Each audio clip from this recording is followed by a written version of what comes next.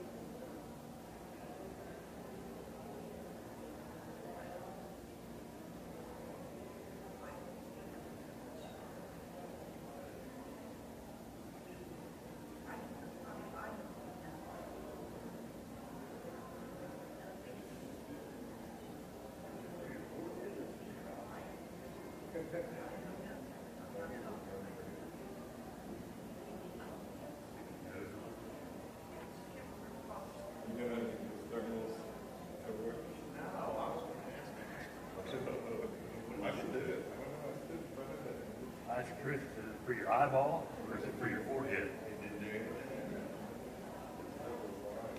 Harrison came in here last night. He said after being at a softball game, he said that his temperature was like 100 because he was hot. And the thing like was going to oh, really? Yeah. Yeah. He said it like alert you whenever you get called out for it.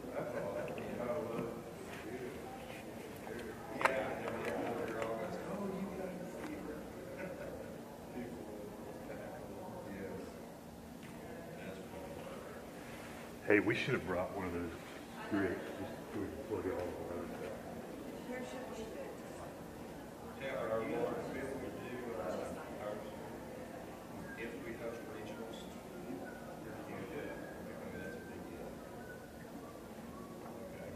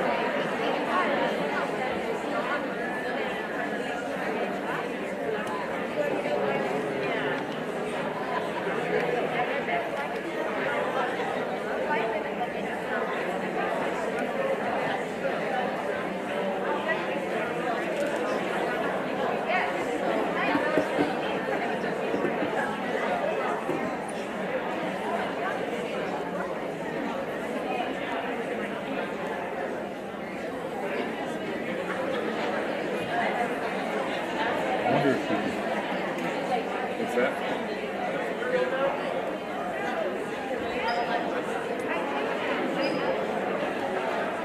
Share this on the Apple TV page.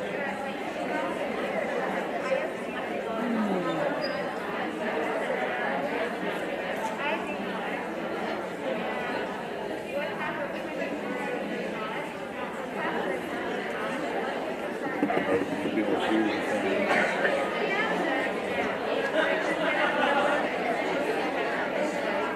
we'll be able to hear the speakers. Well, if you do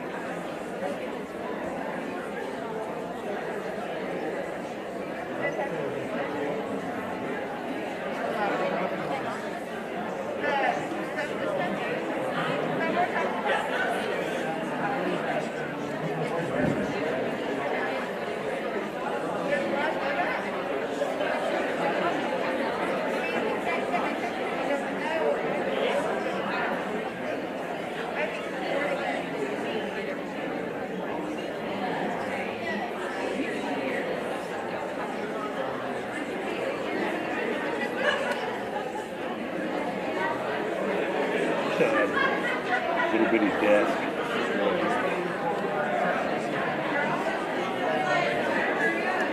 I wish that one would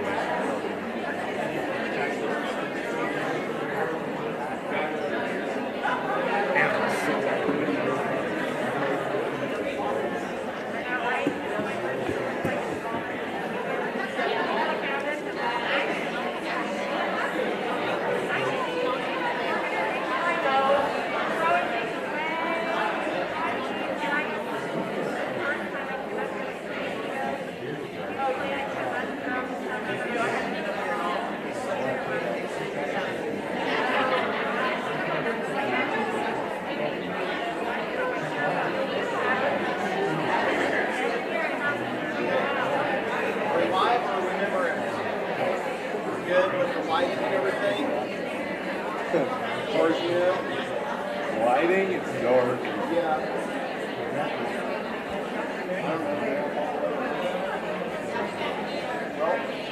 You're good, I'm good. We're up.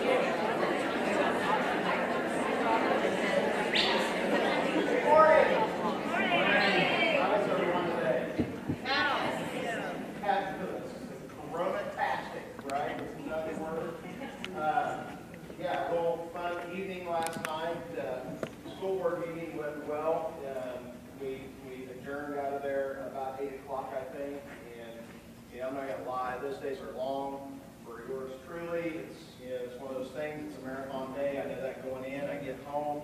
My wife's at yoga, so I got the place to myself. I can get on turn the TV on and stream a little Netflix, and get something to drink. And there's a tornado warning. Yeah, and so now I throw my laptops and my wallet and my Nicorette gum in my backpack and throw that and the dog in the basement, and of course go out front and see if I can see anything. Anyway, Carter, yeah, that's how we roll. They were in their hotel room watching that play out. Just a quick update, because I want to tell you this in person, and we're streaming over here to our friends that are at the other sites. At the board meeting, we had excellent discussion on our pandemic plan and distance learning plans for this year. And Dr. Kirkendall was present, had some really good and insightful comments and feedback, as well as Terry Salisbury. You don't know Terry, she's the regional director for the state health department out here that covers our county among others. We had excellent discussion talking about appropriate ways to react moving forward, about how we might do this and so forth. I feel like we came out of that with a good plan. So first of all, kids will be required to wear masks on buses. Okay, that is nobody. That's not in contention. That is like the worst possible breeding ground for the virus, especially if you can't roll the windows down. What we will concede is if a student shows up to ride the bus and does not have a mask, they will be provided. Okay, we have been stockpiling masks all summer. We feel confident that we have a good amount. The governor is sending out 2 cloth masks per student and staff member any day, and so they'll have those. Grandma already made a bunch of those kids their own masks, if there's Ninja Turtles or Paw Patrol or whatever on it. So feel good about that piece.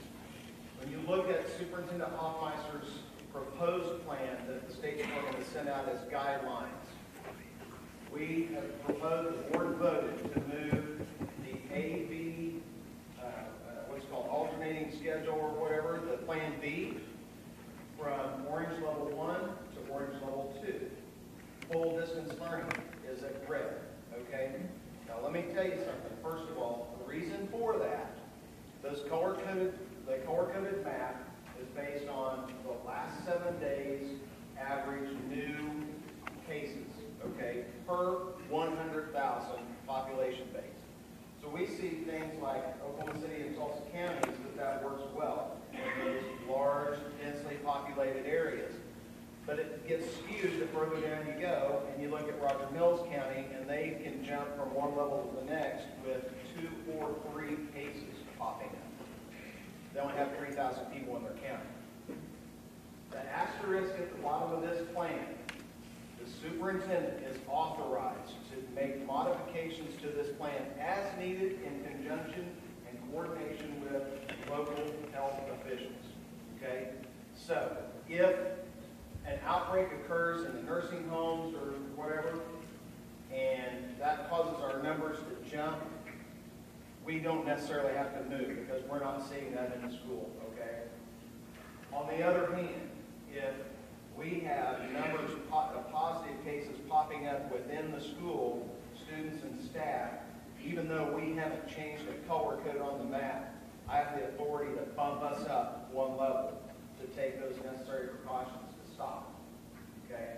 I felt like that was a good compromise we're going to do for Woodward, what is best for Woodward, and move forward. Okay? If you guys let that soak in, we'll work with Amy and Chris. He doesn't know it, but we'll do some graphics and get some social media stuff out on and advertise this stuff in the community so they know what's going on. Let it soak in as questions arise. Let us know. Me, the principals, whatever. Okay? You did not come here today to listen to me, that's for sure. You came to listen to this guy over here, Alan Carter. This is the director of youth ministries at the First United Methodist Church in Stillwater, Oklahoma. He is the author of The Boy Who Carried Bricks and Aging Out, which are books about his life journey from foster care through adulthood. He received his bachelor's degree at Oklahoma State University. Still love him. And is using his story to inspire youth and adults to do all they can to, quote, make the world a better place. He makes his home in Stillwater, Oklahoma with his wife, Kristen, and their 5 children. Alan Carter.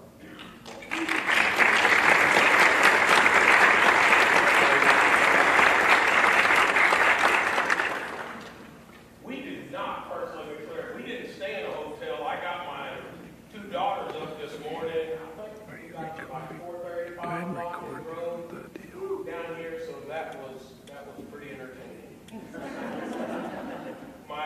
So about my daughters, so we have 5 children, 2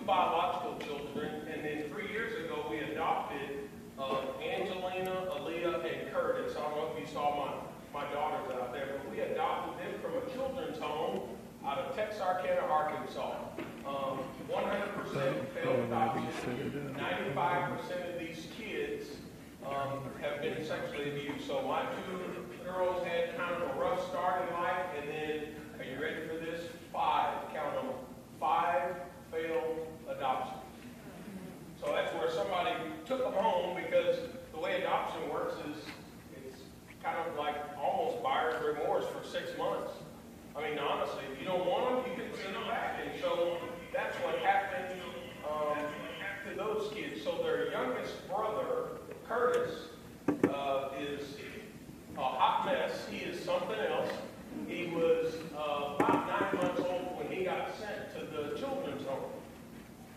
And just kind of spent his life being around 13 and 14-year-old boys with a million issues. And so here I have this 7-year-old that has a 15-year-old mind, really like his sarcasm and things that he says is embarrassing, and at the same time, and almost cute, because he really doesn't understand what's happening. But it's an issue.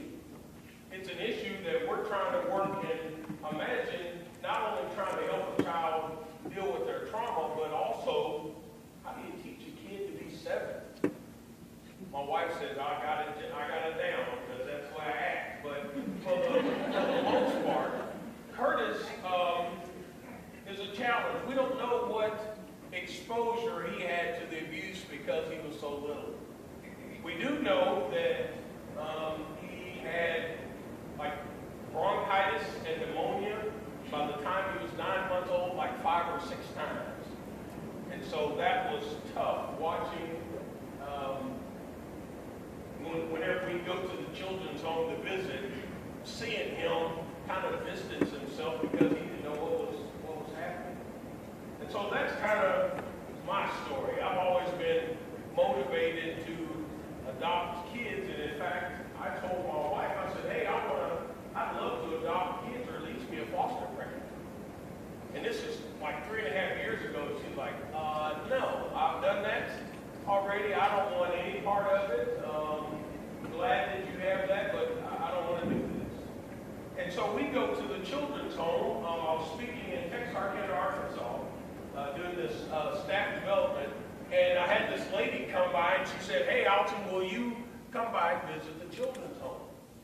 So after I did my presentation, I went by and visited the children's home, and I remember walking on this campus looking at 23 kids that were all failed adoption, and every one of those kids had been sexually abused. And the youngest was 2 years old, up until 17, 18. Most of these kids will never get adopted. People take them home and decide they can't do it because kids have all these issues.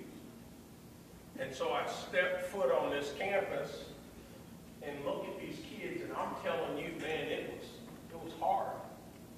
And I decided that, like, what I want to do is I'm going to go back to Stillwater, and I want to bring my youth group down to visit them. So I told the director, I said, hey, we want to come to a mission trip with your kids. We just want to come play. We don't want to buy them stuff. We don't want to do any of that. We just want to come visit your kids. So we drove down 5.5 hours, took 30 kids.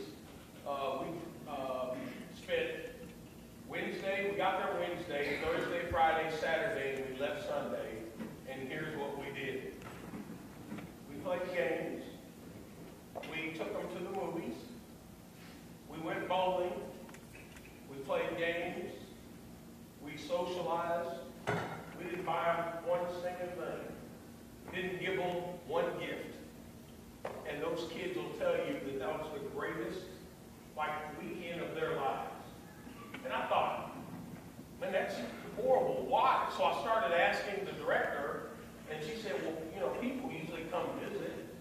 They come visit, but we don't know why they are so excited and attached to y'all. So the last night comes, and we get ready to go back to Stillwater. So we do this gathering, and sending off, we're going to drive 5.5 hours back to Stillwater, and every one of those kids from Water Springs Ranch were in tears as we loaded on the bus. And I'm curious, so I asked the main house parent that had been there for like 25 years, and she said, Alton, the reason why the kids are so upset is because in the 30 years that we've been in existence, you're the first group that's ever spent more than 2 hours with these kids. And as people walk in to a children's home and they look at them like they're a zoo animal. People come in, honestly, and I got to see it firsthand, but they come in and spend 30 minutes and like, oh, I've done my good deed, I've done my good deed. And so what I found is that I learned more than you could ever imagine from those kids.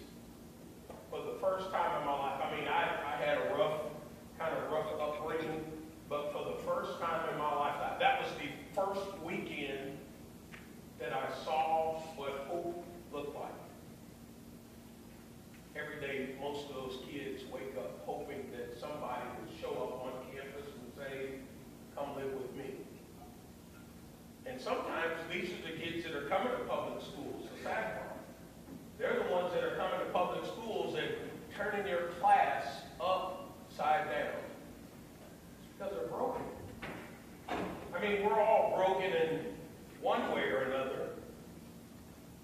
But a lot of these kids have no one. So once you get past, 12, 13 years old, typically in the foster care system, your chances of getting adopted drop tremendously. Because nobody wants a teenager. And so whenever we decided to adopt them, it was like this, I couldn't believe it. I mean, so I told my wife, we talked about adoption, coming back from Water Springs Ranch, and she still said no. So we invited Water Springs Ranch to come to Stillwater. So we sent them all these gold tickets, like Willy Wonka, I guess, but and put round trip to Stillwater. Boy, bar's high, isn't it? Round trip to Stillwater, and so every kid had a gold ticket that they could come hang out. So they show up to Stillwater. A friend of mine's the equipment manager at Oklahoma State University. So the first night, they spent 2.5 hours on the football field. The coach led them, and they played football like it was the greatest day of their life. And so we spend the weekend, take them movies, buy these inflatables, put them in the gym, and I get to see these kids interact. And by now, what I've tried to do is train my youth kids that whenever we go places, you're to interact. Don't look at kids like they're zoo animals. They treat them. And so we gathered and took a group picture, and you know what was funny? What was funny is once you put all these kids together in a group, I couldn't tell who was from Water Springs Ranch. And I believe the kids felt like maybe at that moment, because of my youth kids, not me, my youth kids, that maybe they were normal. That maybe they felt like they were important. So they're getting ready to go back, and we're upstairs in the youth area eating breakfast, and the boys had loaded up in the van and were headed off as they separated the boys and the girls. So the boys had already loaded up and they were gone, headed back to Texarkana, Arkansas. The girls are still up there chatting and having fun, and one of the kids asked my wife an interesting question.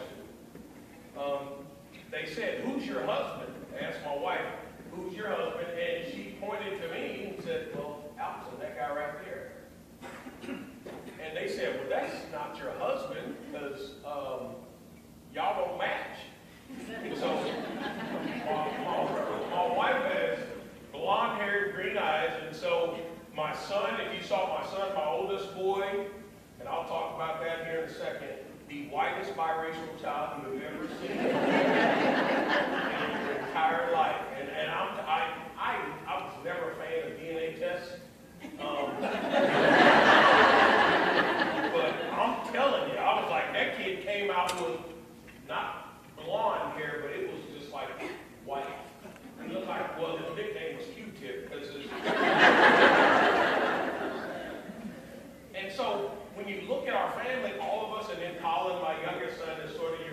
biracial, you know, tan skin, dark hair. And so this child was confused about, you know, how did we match?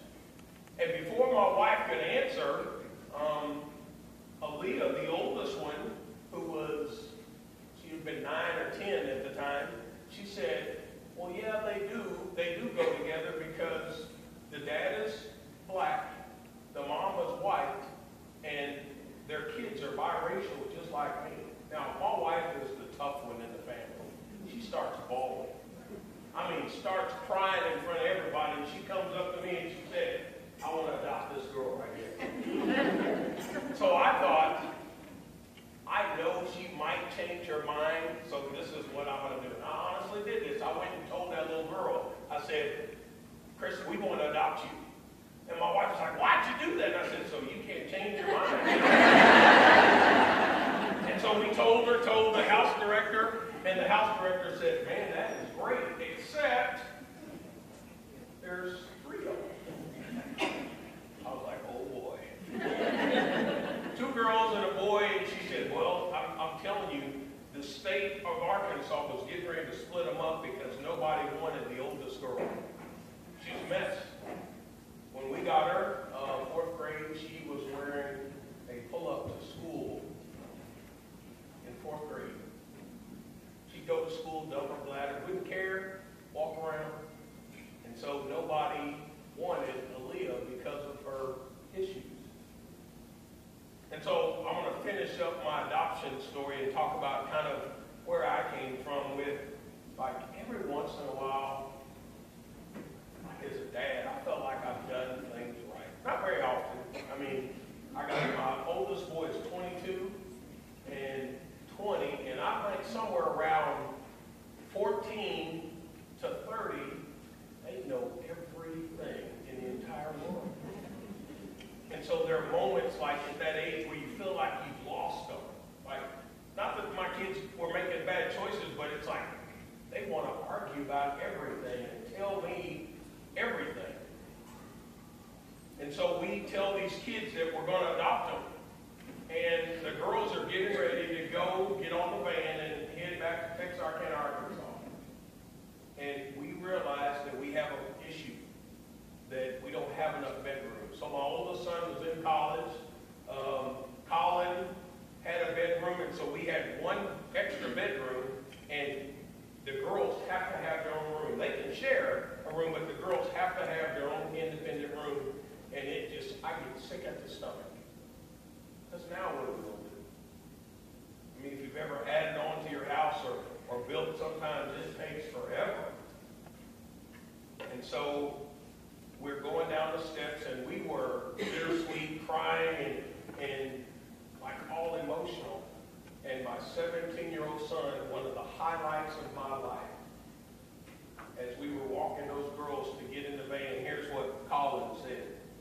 He told his mom, he said, hey, Mom, I'll sleep on the couch my senior year in high school so those girls have a place to stay.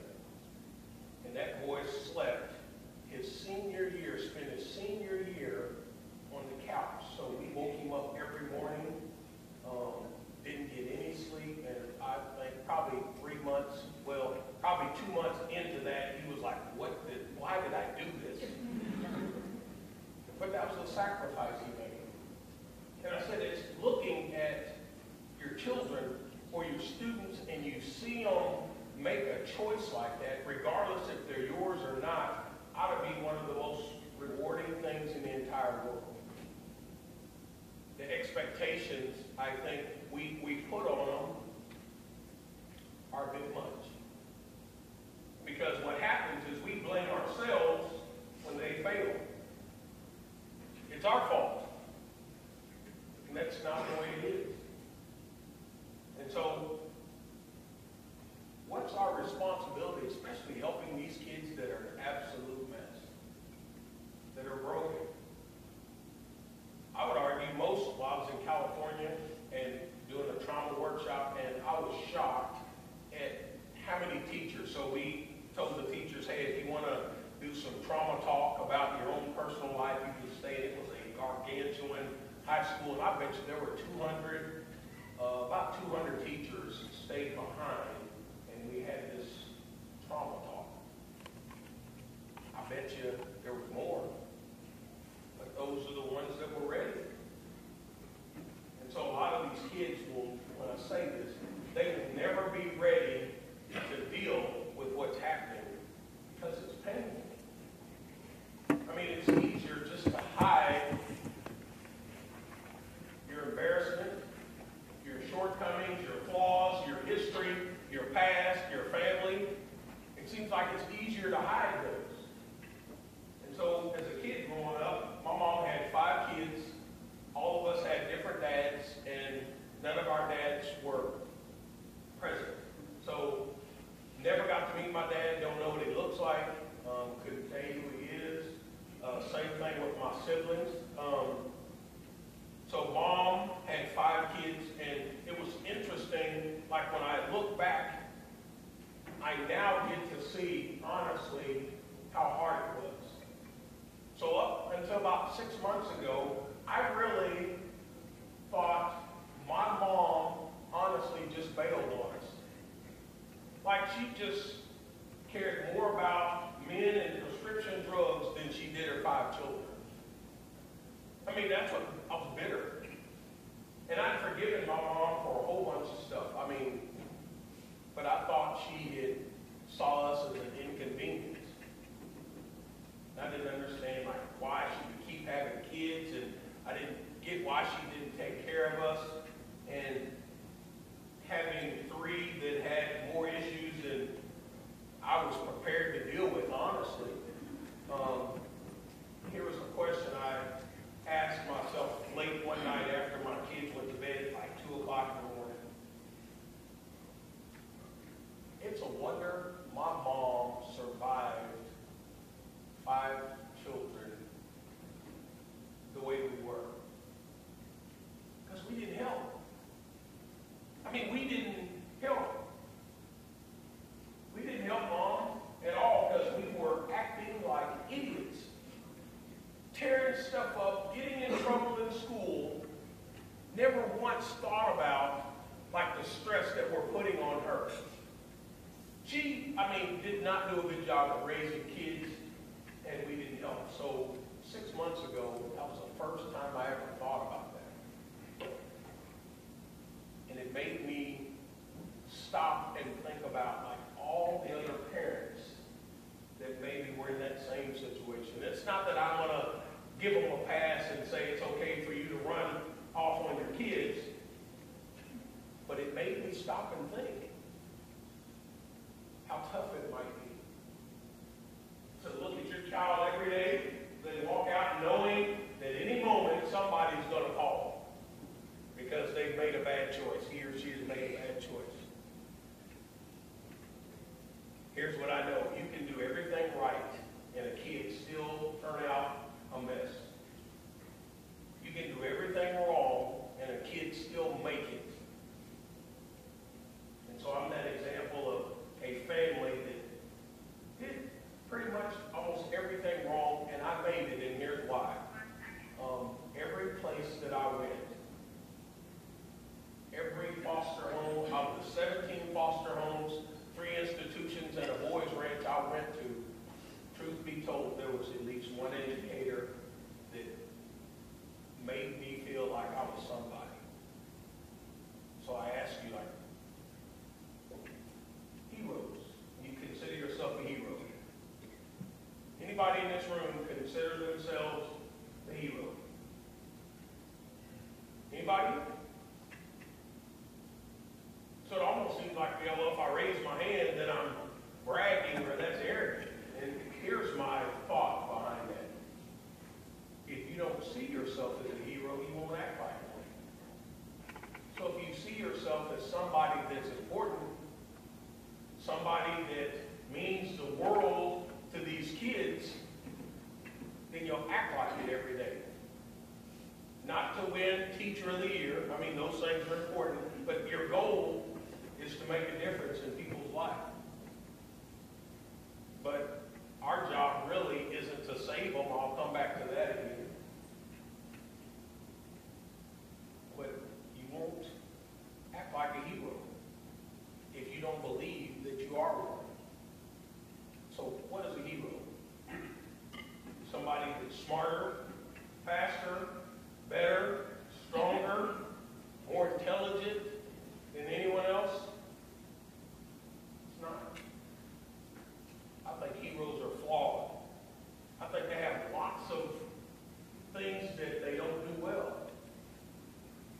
you know what makes a hero, in my opinion, is that thing inside of our chest called the heart that beats, that allows you to care for other people.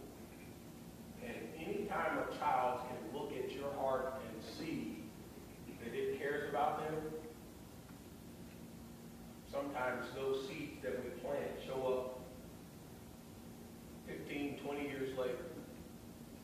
Sometimes you don't get to see it. Sometimes you don't get to reap the benefits of your hard work. The times that you were cussed out, mistreated, called names, lied about. Sometimes you don't get to reap the benefits of all you've endured. But what you have to know is you did what you could. And that's all, I think, like my girls, that's all they asked. That's all they asked. So our living conditions were so bad, like the DHS would come to our house and we would be gathered around a kitchen table, bugs everywhere, house was dirty, mom didn't clean up, and my brother would use a butcher knife to open like a can of spinach, and sometimes that's all we had to eat. So we would stick our hands in the spinach and eat, and by the time I was 8, I'd been to the doctor about 6 or 7 times, not for checkups, but I had to go get roaches taken out of our ears when we were little. And mom was on the couch, often passed out, sometimes with pill bottles still in her hand, self-medicating. And I remember hearing my mom say stuff like, "I can't keep a man because of y'all." And I don't think she really meant it. I think she was lonely and that was her way of lashing out. My grandmother and my mom had this bitter relationship. So my mom, if we were staying with my mom, my grandma would get mad and she would call DHS and file false reports. Only when she was mad.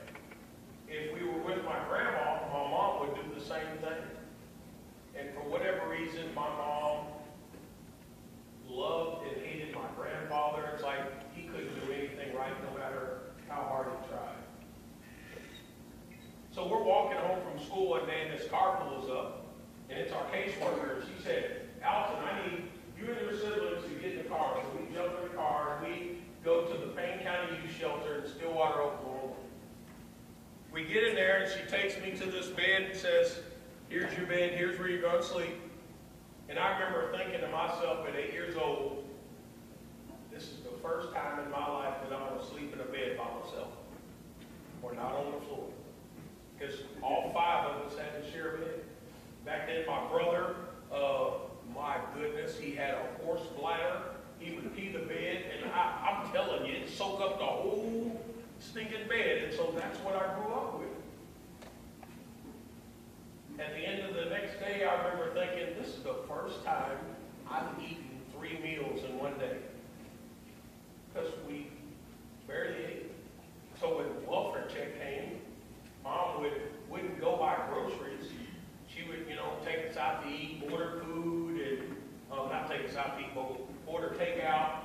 And that's what she'd do like for the first week until her money was gone. And if we did go to the grocery store, we didn't have a car, so my memories of that were walking back from the grocery store holding bags of food. And so here I am in the shelter, and even at 8 years old, I was thinking that, like, it's good and bad that I'm gone.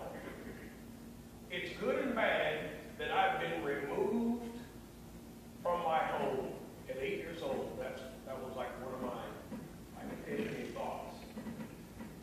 And so I was happy and sad at the same time. When we went to court, my mom was in the courtroom a few days later, sitting down with her attorney, and they were talking, and all of a sudden the judge said, "Linda Osmick," that's my mom's name, "you are unfit to be a mother, and you can no longer have your 5 children." Can you think, that's a death sentence, to have somebody say that to you in front of everybody. And they had to drag my mom out of the courtroom kicking and screaming. And I get out in the hallway, and here's the two thoughts I had. You did this, Mom. This is your fault. You did this.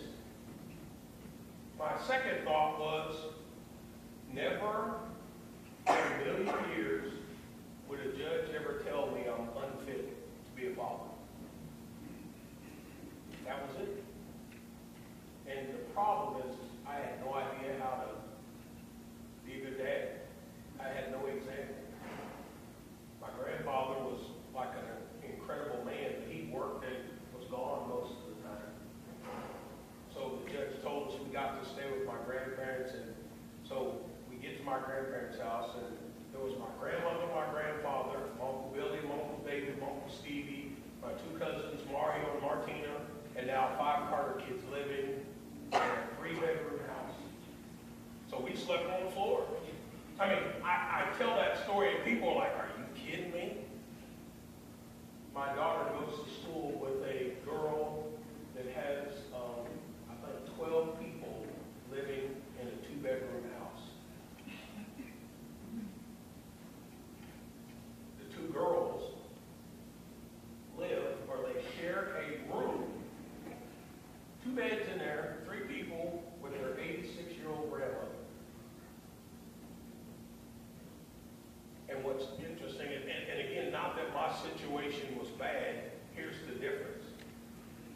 That girl's house was full of love.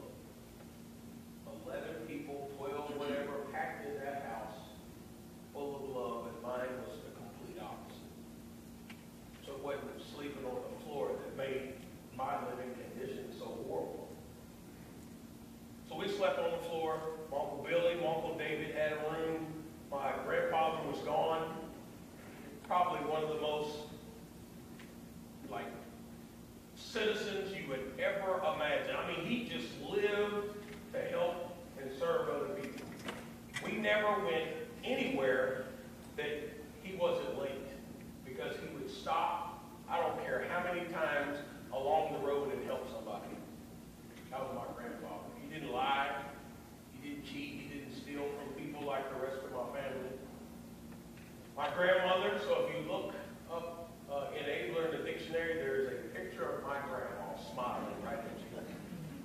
She made excuses for her 2 sons that live with us, or 3 sons. Like, so my Uncle Billy was a drug dealer, and he beat women. I mean, and she never put a stop to this. My Uncle David was an alcoholic. My Uncle Stevie was an alcoholic, and if the police ever came to the house looking for him, she would lie and say they're not there. Stevie, none of them had jobs. I think at that time, my Uncle Billy was selling drugs. But Stevie was the one that had like the biggest impact on at least the kids. So my Uncle Stevie didn't have a job, and he would wake us up like at 12 o'clock at night. And he would load us up in his car, and he'd drive out into Stillwater, and he'd park his car alongside the road, and he'd make it look like he'd run out of gas. So he'd put a gas can and, have us standing outside like we're stranded. And so when people saw us, they would either give us money or offer to put gas in his car. And so he'd have us tell him, hey, we ran out of gas, we need $2, and people gave us money all the time. And we'd go hand it back to him. He made us crawl in Salvation Army boxes. So back then, in front of almost every grocery store was a Salvation Army box. And I remember when they first put these things up, there were no locks on them. I mean, donate, so the door didn't swing both ways for you to reach in there and take stuff out. But after the Carter kids had swooped through and stole everything of value out of the Salvation Army boxes, they now had locks on them. So the door wouldn't swing where you could crawl in there. Because my Uncle Stevie, and so he'd take the items out of there and take them to the pawn shop. And then he'd bring us in, set us down on the couch, and my Uncle Stevie was making us drink his whiskey.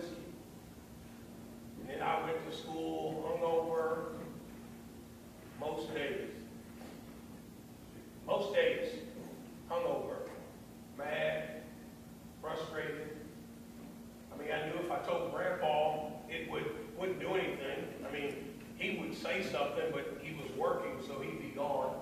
Grandma would make excuses, so I went to school every day and kept my mouth shut, never told anybody. Except what happened is I would walk, so we lived about half a block away from the elementary school, so you could see our house from the elementary school that I went to. Horrible conditions, and so we would walk to school, and I would take every bit of that pain and suffering to school with me. And I gave it to teachers just like y'all. I mean, I cussed, I scratched, I fought, I didn't do what I was supposed to. And I think a lot of times we look at a kid that was like me, and we wonder why they don't care and value their education, why they don't take advantage of this opportunity. It's like trying to play basketball with your hands in your pockets. That's what it was like. I had so many other things going on, survival, eating. What was I going to see next? That education was at the bottom of the list, but school was safe. So my family told us that, they taught us that you don't trust white people. That's what they told us. You don't trust police officers. You don't trust DHS workers. You don't trust teachers. And for the longest time, I couldn't figure out why we were told that stuff. As I grew up, I started noticing that I don't understand why. This is what I figured out. That those were the people that could expose what was going on at home and get my family in trouble. So we sort of built this wall to protect our tribe, to protect what was ours. And I'm a mess, I'm telling you. So back then they gave you SWATs, and that was like a joke. Anytime the principal said, come on to my office, I'm going to give you SWATs. I'd been whipped with belts, extension cords, broomsticks, you name it. And finally the principal figured out that giving out some SWATs does not work. So he came up with his idea. He said, we got this teacher that has rules for everything. I'm going to put Alton in her class. I didn't think that turned out. I mean, y'all know what I'm talking about. You probably had one growing up. So teacher, if I remember right, she had like a rule that you can only take 14 breaths in an hour. 3 cranks on the pencil sharpener. And if you did more than that, you'd get in trouble. I'm exaggerating a little bit, but she was really strict. And so they put me in her classroom, and if she said, sit down, I stood up. If she said, go left, I went right. That's the way she functioned. And I pushed every button that lady had. And she finally snapped one day. She grabbed me by my wrist, drug me out in the hallway, slammed me down in a chair, and in front of everybody in the hallway, she said, I can't stand you, Alton, get out of my class. Now, your first thought is, I can't believe that lady would do that to Alton. And looking back now, I can't believe she put up with me that long. I mean, honestly. The other part is, I'm not mad at her for feeling like that. We're human. We can only take so much. And I'm not justifying her behavior, because she definitely should have handled that differently. But the way she felt was legitimate. And so she said, I can't stand you out and get out of my class. And another teacher, Miss Thompson, who their classes were right next to each other. She saw this whole thing, and that lady ran out in the hallway, scooped me up, and told that other teacher, she said, I'll take you. She carried me into her classroom and set me down by her desk, and the rest of the year, that teacher never treated me like anyone else. She didn't call me names. She didn't make me feel stupid. She didn't humiliate me. She didn't tell me how horrible my family was. That teacher, and I could see it. I could look at her and tell that she believed in me, and I didn't understand why. But instead of screaming and yelling, she found like a different way to get through to. So I was a mess. I was a playground bully. So out there on recess, if a kid had a basketball and I wanted, I'd just go take it. Whatever. I mean, I just was mean to kids. And so my grandfather showed me one day like this book of Carl Lewis. And so I remember thinking in the 4th grade, I want to be Carl Lewis. So I'd go to school and I'd practice the long jump at school. Now, we didn't have a long jump pit. So I was creative. And what I did was I found 5 or 6 white kids I didn't like. And I would line them up side by side like this. And you could look out on recess and you could see me jumping over white kids. And now Miss Thompson, when I get in trouble, she makes me miss recess and sets me, of all things, sets me down by the window so I can see the other kids outside playing. I'm ready to fight. She comes in the classroom, she said, Alton, hey, we need to talk about why you're missing recess. And I said, woman, you and I both know why I'm missing recess. And I think she thought, well, at this moment, Alton's getting it. He understands I'm getting through. She said, well, tell me, Alton. I stood up, looked that woman dead in her face, and I said, you and I both know I'm missing recess because I'm black. Now with this, she runs out of the classroom crying, and me being Alton thinking, I bet you that hag won't ever mess with me again. That's what I thought. A couple of days later, I'm playing in the front yard, and this white car pulls up. Parks in my grandparents' driveway, and Miss Thompson gets out of the car. I'm playing with my cousin Mario, and she said, hey, Alton, glad you're here. I want you to meet somebody. I said, okay. She said, I want you to meet my husband. Now, remember I told you I thought I was Carl Lewis? I was gone, running down the street, thinking that she brought her husband to beat me up. Running down the street as fast as I can, and I get about a half a block away, and I remember stopping, turn around, looking at Miss Thompson's husband, and he was black. And they jumped in the car and drove off. That's the end of the story. So sometimes we say things to people and we want them to get it instantly. Like we get frustrated when they don't understand. Right now, when I'm talking to them, I didn't get it. 20 years. And then here's what I figured out. Because Ms. Thompson found a different way to reach me. The color of my skin has nothing to do with my actions. That my behavior is a choice. And I never would have came to that conclusion had Ms. Thompson not taught me that story that wasn't behind a racially charged speech or trying to put me in my place.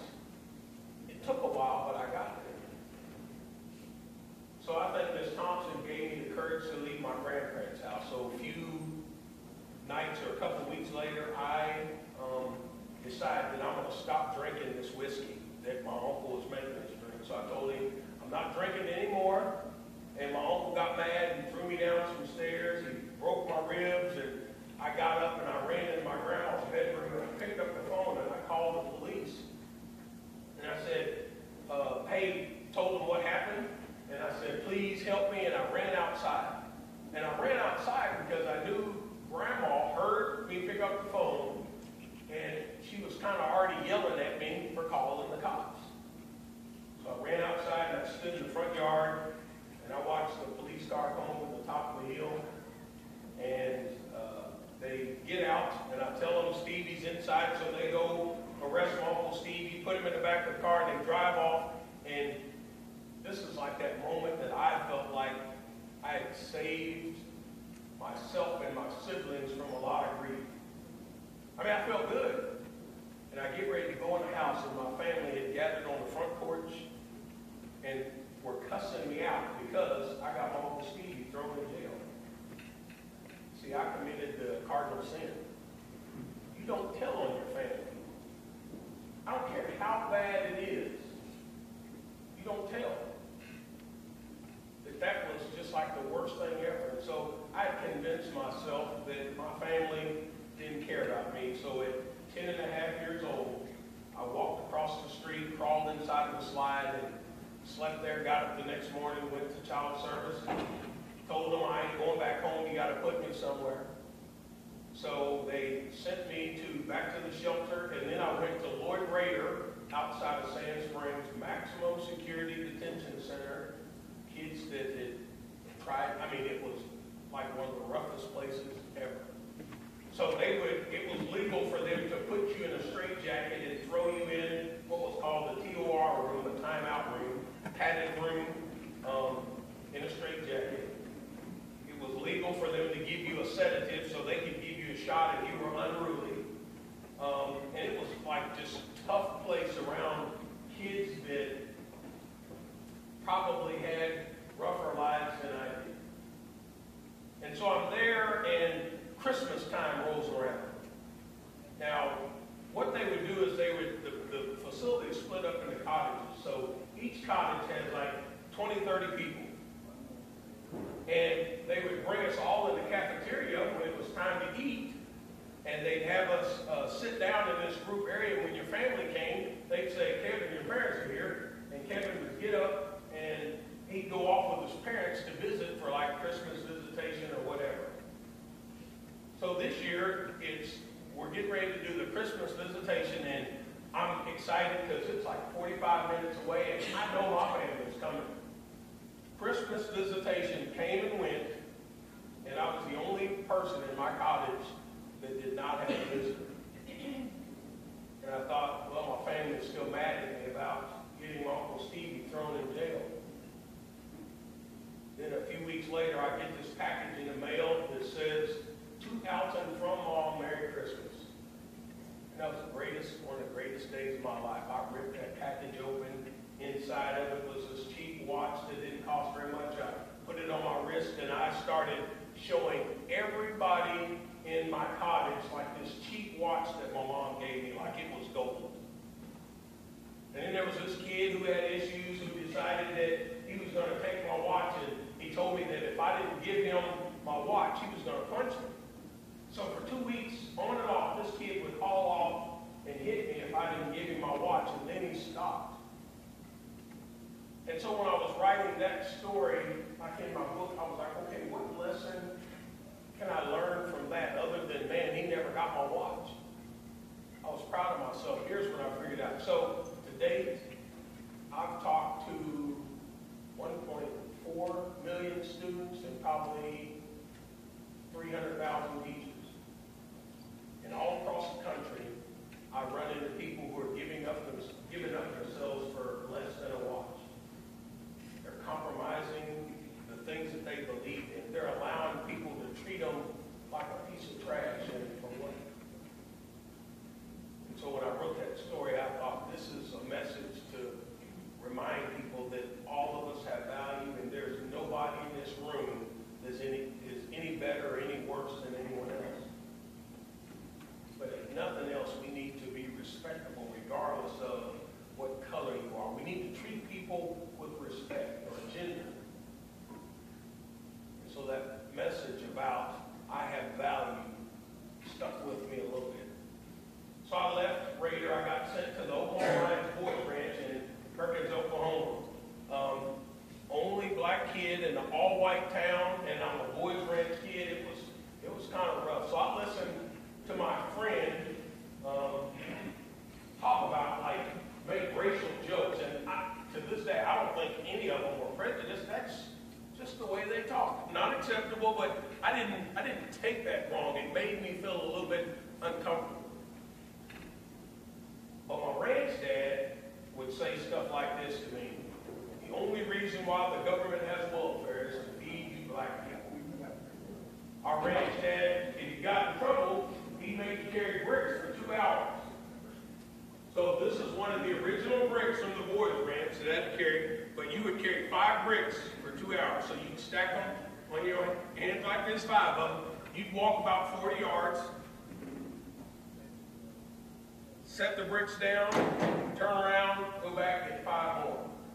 If you got a D in school, you ran 2 miles 3 days a week until your grades came up. If you got an F in school, you ran 5 days a week.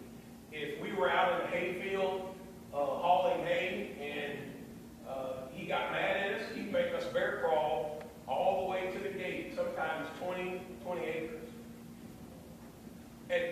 craziest thing about like my ranch dad is he was a deacon of a church.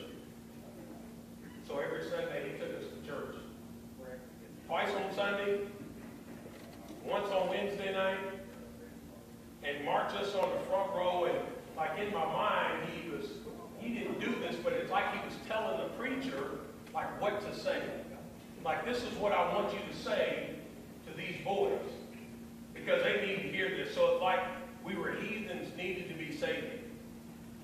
He would thump us on the head and say horrible stuff in front of the church. And so you can imagine what this did to my faith. Because I remember listening to the preacher talk about love and grace and forgiveness, and it was confusing to me. And so one thing that kind of had me struggle was this.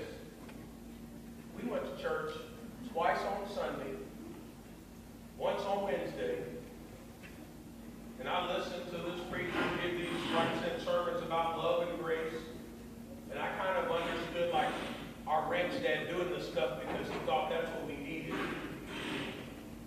But what I didn't understand is those times that we traveled to church, all those Christians stood by and let that man treat us like a piece of trash, and nobody ever stood up for us. Nobody. Nobody ever said anything when he humiliated us in church. So you can imagine, again, kind of what that did to my faith. One of the main stories I love telling about the boys' ranch is, like, sometimes we have like this weird, tragic thing happen that you learn from, and it ends up making you a better person.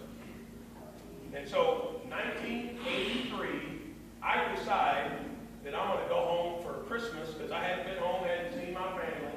And at this point, I'm going to buy everybody in my family something for Christmas. So I started early, going to the flea market, shopping, doing all that stuff, trying to get ready for the Christmas so I can buy everybody something.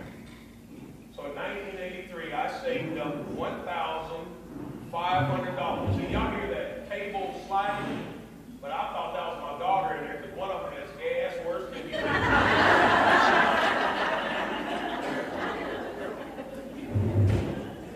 She's in there because she tell on me when we got home if I said that, she'd get in trouble. But, so I was excited about this Christmas. Nobody came to pick me up. So ranch van dropped me off, and I remember getting out of the van, and I had this big bag of presents, and I set them down outside, and I go in the house. So I go in the house, and my family's excited to see me. So I get in my spot, and we start passing out presents, and I get up, and I run and grab the presents, bring them back in, and I start passing these presents out. So my family went nuts. My youngest brother loved NFL football. So I got him a book that had all the players' names in it. My other brother loved Hot Wheel cars, so I got him Hot Wheels for his car collection. My oldest brother was the neighborhood bike thief, so I got him reflectors for the bikes he stole from people. My grandfather, I gave him a pair of socks, and I put a dollar bill in between those socks, and I gave that to my grandfather for Christmas because he was a referee. So I gave him referee socks, dollar bill, and when I went back to that spot that I was sitting, my whole entire family forgot about me for Christmas. So from 1983 to 2007, I hated Christmas. Hated it. I mean, I got depressed. Till 2007, I didn't understand, like, I went through all this trouble, and this is how my family is going to do me. And so, like I said, every time Christmas time, like a week before, the week after, I just was not in a good place. So I remember going back to the boys' ranch, being frustrated, and really didn't go home the next couple of times for Christmas. In 1998, I had kind of like my first awakening that should have like taught me that I missed it. So my grandfather, we find out, had a terminal brain tumor that's going to kill him. Like I said, my grandfather was like a hero.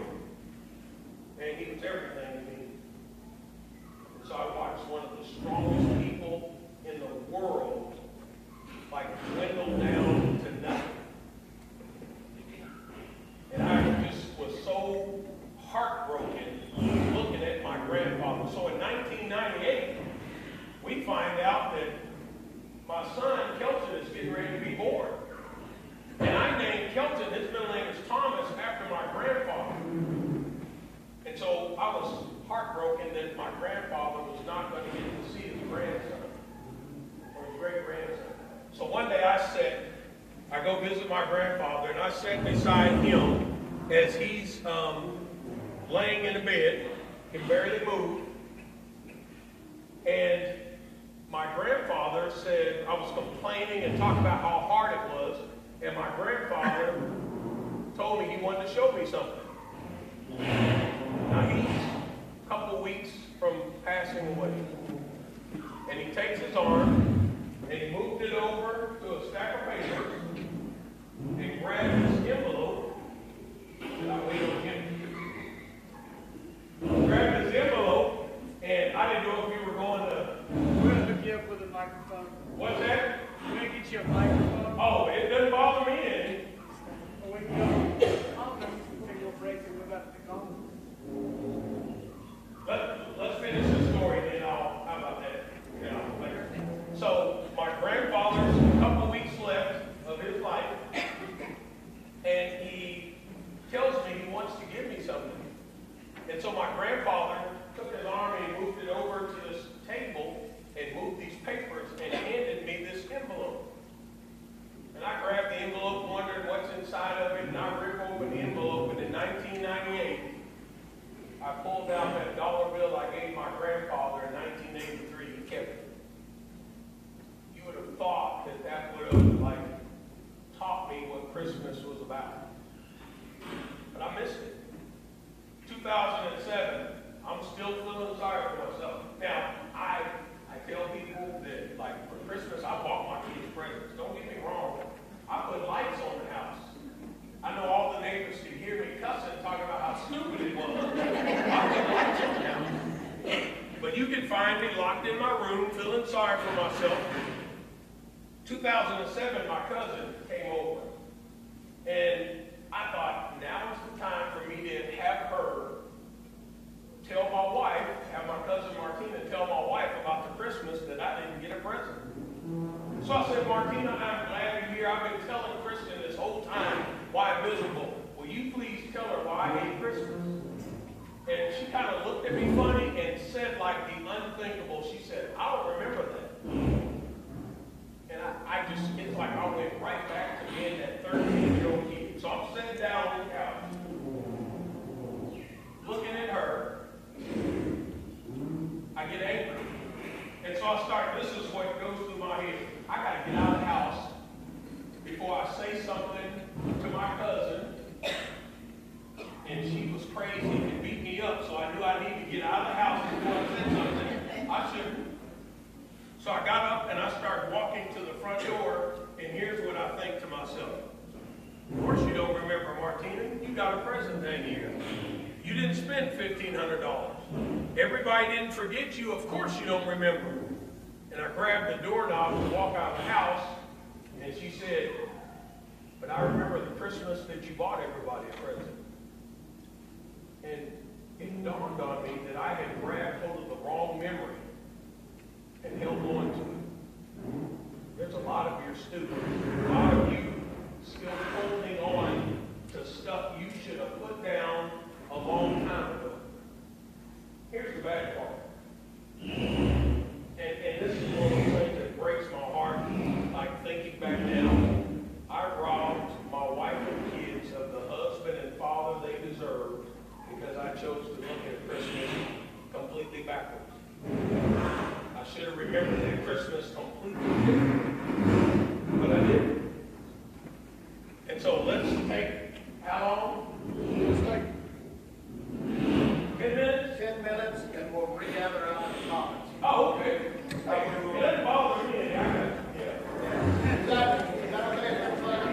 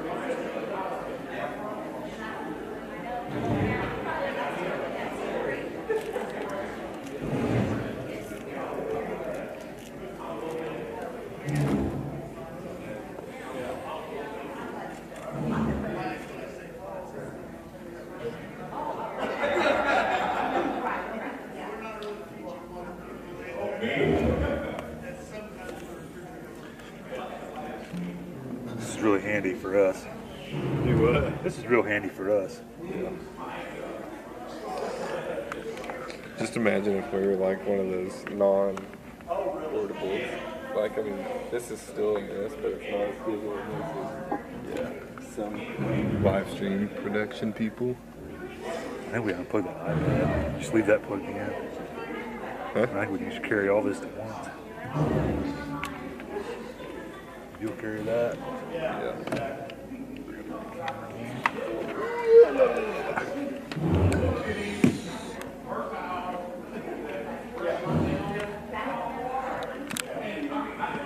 There's a couple kids in the comments. They're probably like, what the? There's kids out there? Yeah.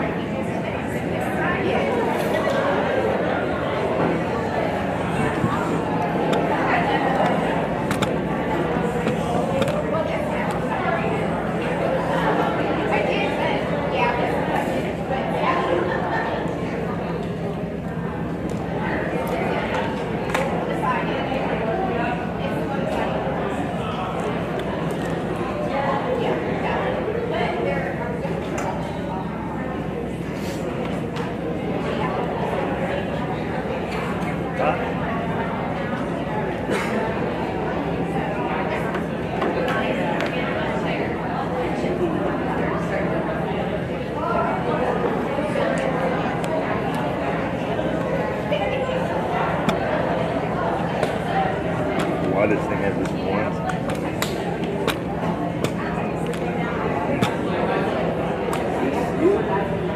Oh no, whatever that.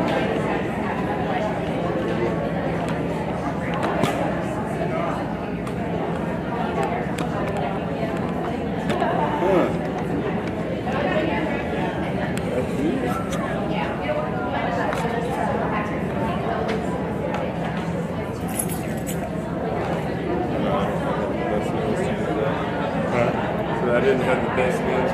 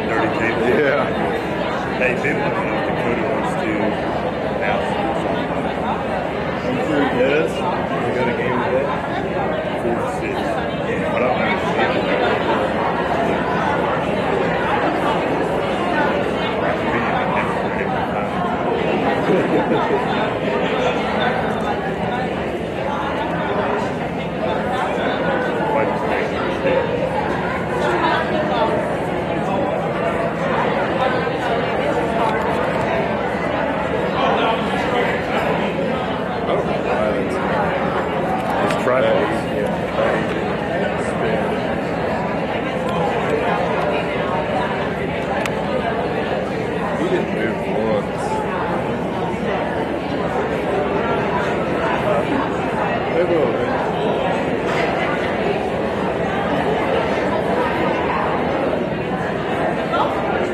He's pretty loud. It stayed on all the time as we carried that.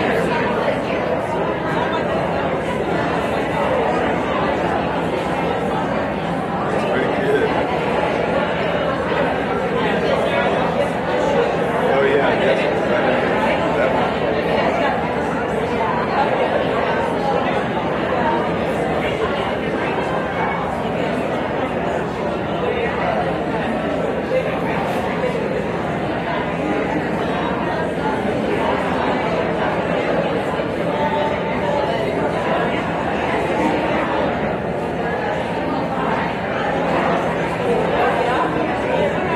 Get up this.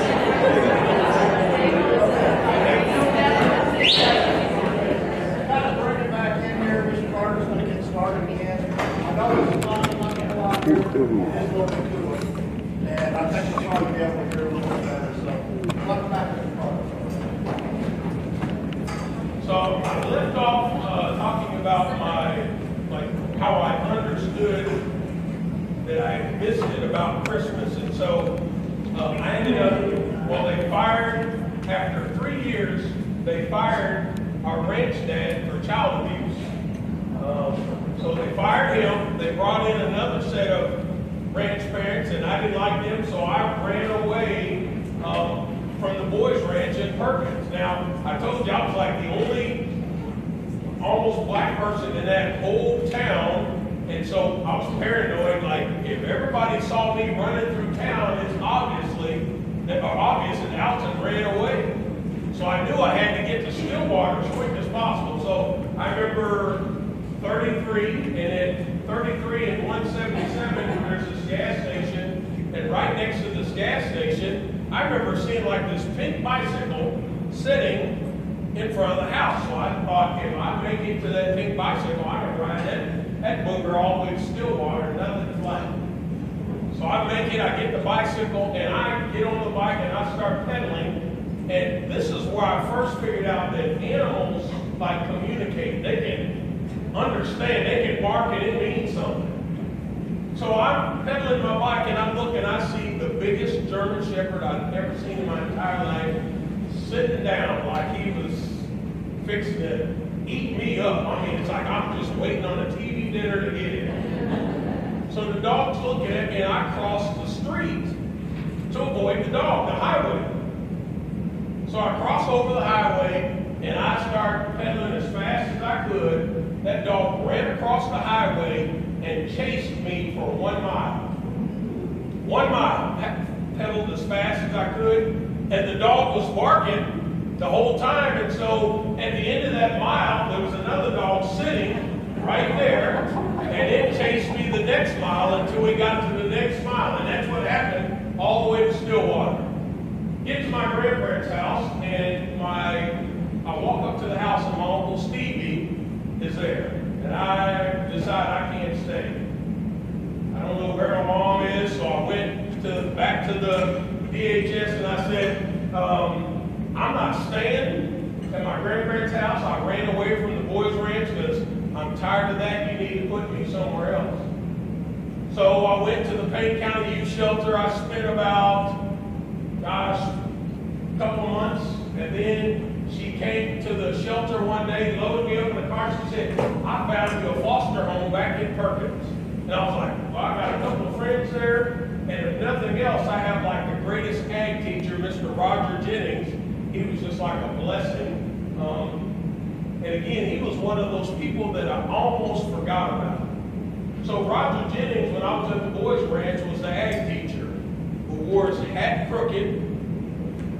Chew back then, they had big old clob of chew in his mouth, and when he talked, spit would fly out, so we were always ducking.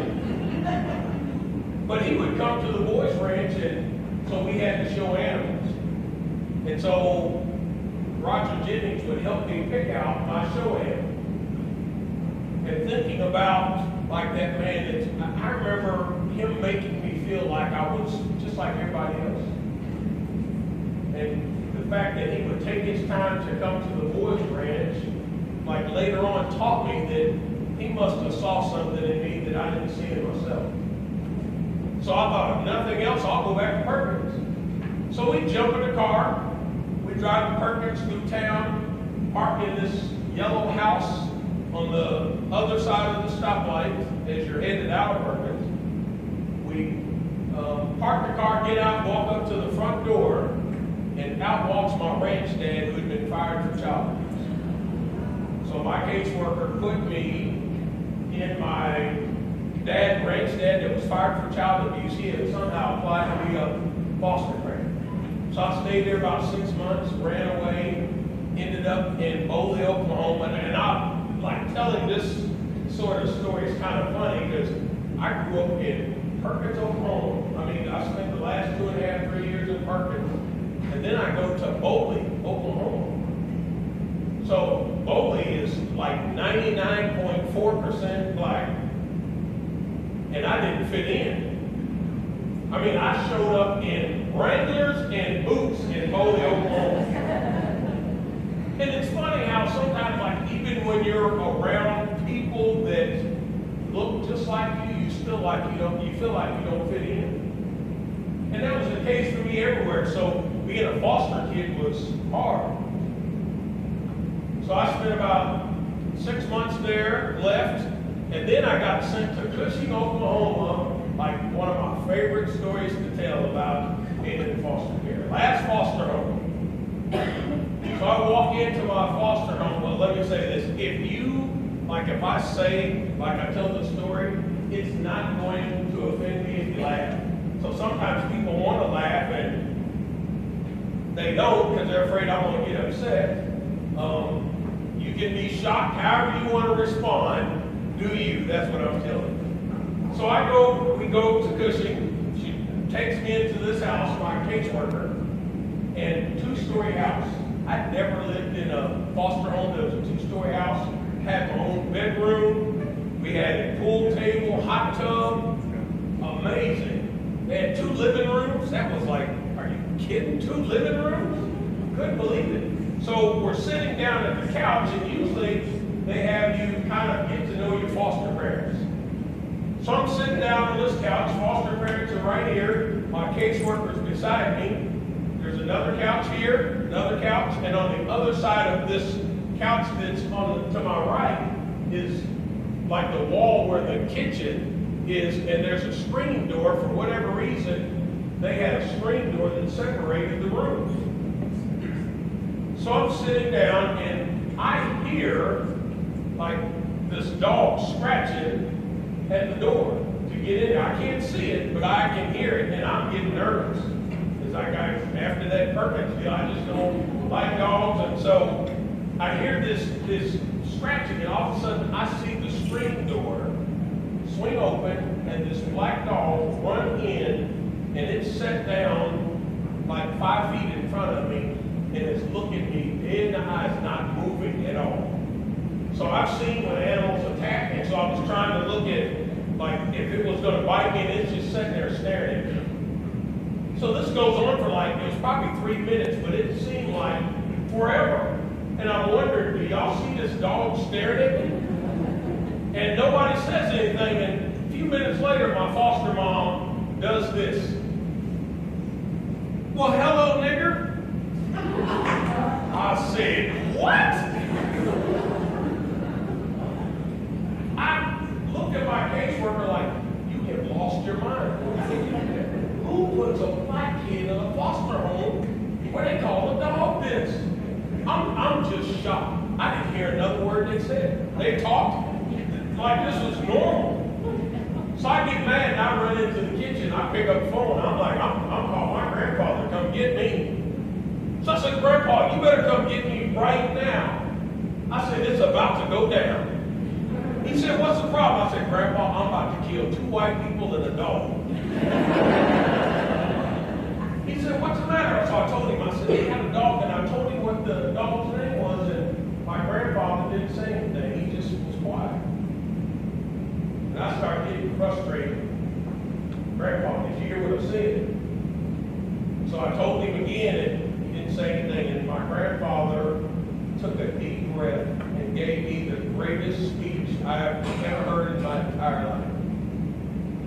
So for me, like, I've heard a lot of people give speeches, and I mean, amazing. But to me, like, a great speech is one that, like, you hear it and it changes who you are. Not for 15 minutes, but like for a long time, and that's what the speech did. My grandfather took a deep breath. He said, Alton, you have no idea what racism is. I'm frustrated already. I'm thinking to myself, what are you talking about? I'm at a foster home where they call a dog this horrible name, and you're going to tell me I don't know what racism is? This is what I'm thinking. And my grandfather said, yeah, I was born in 1913, and when I turned 10, I decided that I wanted to play baseball.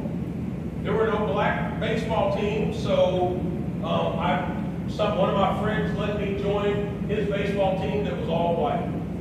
He said I'd get on the bus, we would travel out of town to play a game, we would stop at a restaurant to eat, and black people were not allowed in, and so I would get off the bus. When they went in the restaurant, I couldn't be in the front of the restaurant. I'd have to go to the back and sit down and eat at 10 years old. He said he'd get back on the bus and go to the stadium where he stood at home plate and listen to the whole crowd call him the N-word. And he said, you have no idea what racism is. And I still am upset, thinking that he just told me that story, so if nothing else, my grandfather ought to understand what I'm feeling right now. My grandfather said, you need to decide that you're not going to fight when you hear people say that. I mean, my family, we fought our whole lives. Anytime somebody said that, that was grounds to fight. He said, you need to stop. He said, next you decide that when you hear somebody say that, they're not talking to you because you're not one, nor will you ever be. And later on, I realized that my grandfather gave me the power to decide on what I was going to say about myself. Like, it didn't matter what people say, it's what I say about myself that's important. Next thing my grandfather told me is like the biggest impact on my life ever. He said, please don't let the name of a dog stop you from being the first person in the history of our family to graduate from high school. So my grandfather was asking me not to ruin something great because of a dog. See, truth is, my foster parents were, I don't understand why they thought it was okay to call that dog that, but they were not prejudiced. They were not. And I think, and I want to address this later, but like society today, if somebody says something they shouldn't say, and I'm sick of people labeling somebody racist because they made one mistake. I don't think you get labeled if you say one statement that's inappropriate or you shouldn't say. That's what makes you a racist. And so that's what that taught me, because they gave me a place to stay. They were not mean to me. I had my own bedroom, and they tried their best to treat me like a son. So I remember going to school in Cushing, and I remember walking into this one classroom, and I walk in with my books, and I sat down, and the teacher said, get up here. Sit right, first day, don't know who she is. Said, sit right here. I said, okay, so I sat down and kind of nervous. And so back then, like, I looked like buckwheat on crack, no kidding. Not any better now, but it was, you see my picture, it was buckwheat on crack. So I'm sitting down at the front of the classroom by her desk, and this is what she said. Alton, I read that you're a foster kid, and I don't care. You're going to do what you're supposed to. You're going to turn in your homework. Do you understand me? And I'm thinking, who treats a kid like this the first day of school? I mean, how humiliating. But as time went on, that teacher was one that, like, if I didn't do my homework at lunch, she would come find me. So the other teachers would say, hey, Alton didn't turn in this math. And she would go get me and pull me in classroom and make me during lunch do my homework. And she grew to become like, almost like a mother figure to me. Like this aunt that was unbelievable, that held me accountable, that treated me like family and didn't let me, schmooze her at all. And so now, like when I repeat that story, like what happened was the first day of class, here's what she actually said to me. Alton, I know you're a foster kid and it doesn't matter to me. You're going to do your homework. You're going to turn in your papers because you're smart enough and you can. And so I use that illustration to point out that often what we say is not what people hear. So sometimes you say something that's unbelievable, nothing but positive, but because we're broken or coming from a broken spot, it doesn't filter in. One of the examples I use is, so my sister lost custody of her kids probably 4 times. One of the times they said, you've got to go to parenting classes to get your kids back. So I remember trying to have a conversation. I'm like, if you want your kids back, you need to go to parenting classes. And here's what my sister heard. She didn't hear, hey, we're trying to help you. She heard, you think I'm a bad mom. So the wall went up. And for me, like in your head, you're thinking like, well, who should go to parenting classes to get your kids back? And a story that's kind of related but makes me laugh is that in church, somebody decided that we needed to have reader training. So people that stand outside the church and greet people, you got to train them what to say. So I raised my hand like, hold up. If you have to train somebody to say hello, they should be greeting in the first place. There's something wrong with that. That if you're doing this wrong, maybe that's not your spiritual gift. I mean, you need to do something else.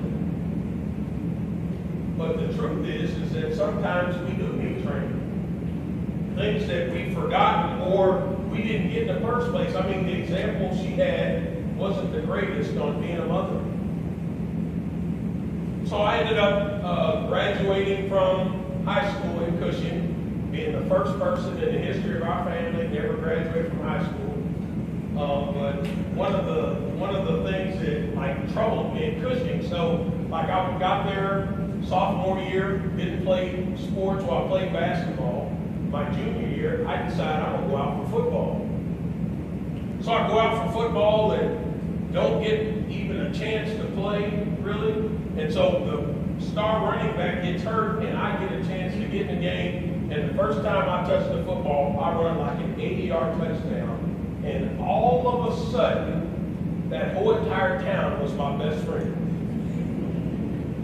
But the message it sent me was, we didn't care about you till we found out you could run a touchdown for us. See, I was a foster kid, and I wanted somebody to like me for being Alton. Not just because I was number 41. And so people were kind to me. I mean, people came out of the woodworks. I started getting like these bag of cookies in my locker that had my number. And where was that stuff before? And so that's one of those things that it made me kind of leery of people. So I go off to college on a football scholarship. I get on the campus, and the first day I get to look at everybody getting checked into the dorm with their family. Parents, grandparents, they're helping them get their schedule, and I am all by myself. And so that was the moment that I started to self-destruct. And so I felt bad, and then like if I got a phone call from my family, it was, hey, we know the university, we know that college is giving you money, you need to send money home so we can eat. We know you get shoes, and you need to send those tennis shoes to your brother. And that's what I got. So I made it to about fall break, and I, unthinkable, dropped out of school, came back to Stillwater, spent the next 4 years homeless in Stillwater, Oklahoma. And so I was couch hopping. I came home to go to my grandparents' house, and Stevie was still there. Couldn't find my mom. And so I just somehow would couch hop for 4 years. In between there, like I would move in, like I'd tell somebody that, I had a job and I could pay bills, and so I'd stay there a couple of months, and then they'd figure it out, and I'd get kicked out. But overall, 4 years couch hopping. One day I was like at my lowest mentally, and I didn't have anything to eat, and we had this bakery, this Dale Bakery in Stillwater, and so I walked by this bakery and looked in there, and the trash can is full of bread that looked like they just threw away. So I grabbed this raisin bread, and I'm eating this raisin bread, and I had another like epiphany. So here's what came to my mind. I told myself that a judge would never tell me I'm unfit to be a father. I don't know what to do. So I threw the bread away and walked, spent the night somewhere, and I got up the next morning and went to McDonald's and applied for a job. Worked there, got Long John Silver's, and in between that, I'd already met my wife, who caused me lots of grief, and she didn't do anything wrong. And so what I mean is I didn't understand how in the world could this lady, girl, whatever, how could she care about somebody like me? And part of it was whenever we started dating, she had a car, I didn't have a car, and I didn't have a place to stay. So what I do is I'd say, hey, Kristen, I live at this apartment complex. So for a couple of months, I'd have her drop me off at this apartment complex, and I'd get out and I'd walk down the hallway and hide behind the corner till she left. Because I wanted her to think I had a place to stay. So I start feeling guilty, and I'm thinking, I got to tell Kristen that I don't live there. So one day I said, hey, Kristen, I got to tell you something. I don't really live at that apartment complex. And Kristen said, I know, stupid. I'm like, what? She goes, I see your dumb butt. That's exactly what she said. Every time I drop you off, you run down the highway, and I see a head peeking around the corner. You see where I live? And you think this would be one of those moments that you're proud. And yet I was all mixed up and didn't understand, why would you even stay? Why would you stay with somebody like that? So we end up getting married and having had kids. And I tell you, being a dad has always been at the top of my list. I wanted the world to think that I was the world's greatest dad. I mean, I wanted them to create an award in Stillwater that said greatest dad, and I wanted to win it. So I did. I tried my best to do everything right. So when my wife got pregnant, I read What to Expect While Expecting. Good thing I read that after she got pregnant. That was the most interesting read ever. I was like, what in the world is happening? And so I went to every one of my wife's doctor's appointments. Never missed an appointment. She got mad because I would show up and I wanted to be involved, and I thought somebody that was involved asked questions, right? Well, she got embarrassed and stopped telling me when her appointments were. And so her doctor had a daughter, and at that time I was teaching tumbling, and so I would find out honestly when my appointments were, and so I was in the office 15 minutes before Kristen ever made it. I laminated, back then they had the 3 sheets that they rip out, I'm talking about, it's yellow or pink, and they rip it out and hand it to you after every appointment. I have every one of those in a book laminated, because I thought that's what super dads do. I laminated the ultrasound. I was like, I gotta laminate the ultrasound, and it didn't go so well. So I remember putting the ultrasound in the laminator. I fed it in there, it had the little Kelton with his little, and came out the other side, and it turned the whole thing black. And in my mind, it killed the baby. I was freaking out. The picture get my wife to to get another ultrasound just so I could have a picture. We ended up getting one later on, but she thought I was crazy.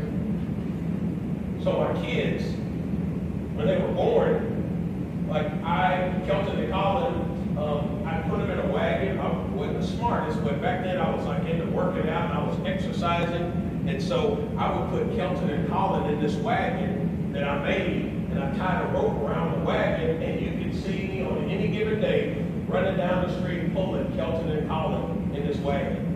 And people would honk and wave and say, "Hey, Alton." And to me, it was like they were going, "World's greatest dad," right there. That's what they were saying in my head. And so I was grateful that nobody ever saw me at the stop sign because there's no brakes on the wagon. And so a lot of times they stop and fall out of the wagon. I came home with scabs, and Chris was like, "What happened?" I said, "He jumped out of the wagon." But I remember thinking, like, even people that told me I was like the world's greatest dad, it didn't fix things. See, I didn't have that. And so I thought that if I was the world's greatest dad, it would fix this humongous hole inside my heart. It would fill it up. And I realized that I can't fix it. I mean, I can't replace that part of my life. I just got to figure out a way to move on and not let that cripple me.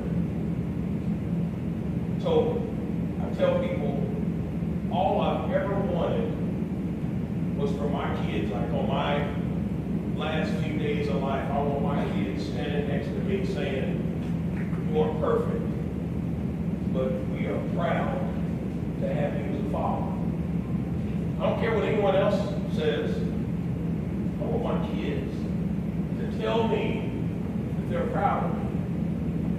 And so that's always been my motivation to heal, to work on myself, to do everything I can to improve, because, and I'll say this again later, but when you don't deal with your crap, you give it to the people you care about. That's what happens. When you don't deal with your issues, you give them to the very people you say you care about. As teachers, sometimes we dump stuff on kids that already have enough problems. So find your motivation to heal. So here is mine in the beginning. So I just keep the story the same just so it makes sense to me. But my two motivations growing up and then in life now was this. Kelton Thomas Carter was my firstborn son. He was born on May 28th. He weighed 8 pounds, 12 ounces, 20 and a half inches long, born at 3:31 p.m. Colin was born on May 8th. He weighed 8 pounds, 4 ounces, 20 and a half inches long, born at 10:31 p.m. So I watched my kids be born, change their diapers, watched Clifford, the big red dog, till I lost my stinking mind. Took them to school, joined PTA, coached them in sports, made more mistakes than you could ever imagine. But I never gave up on my kids. And watching like them grow up, it makes me wonder, how can people do that? How can my dad do that? He missed out. And so every once in a while, if you put yourself in a position, sometimes those elementary school kids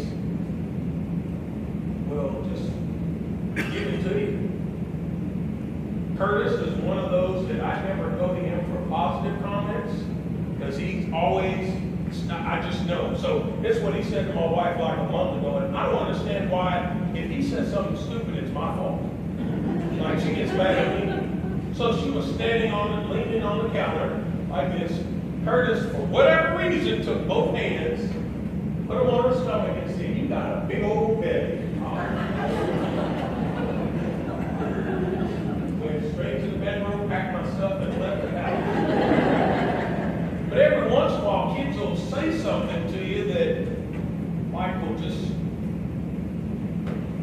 put life into perspective. And I think it happens more often than not. We're just not listening.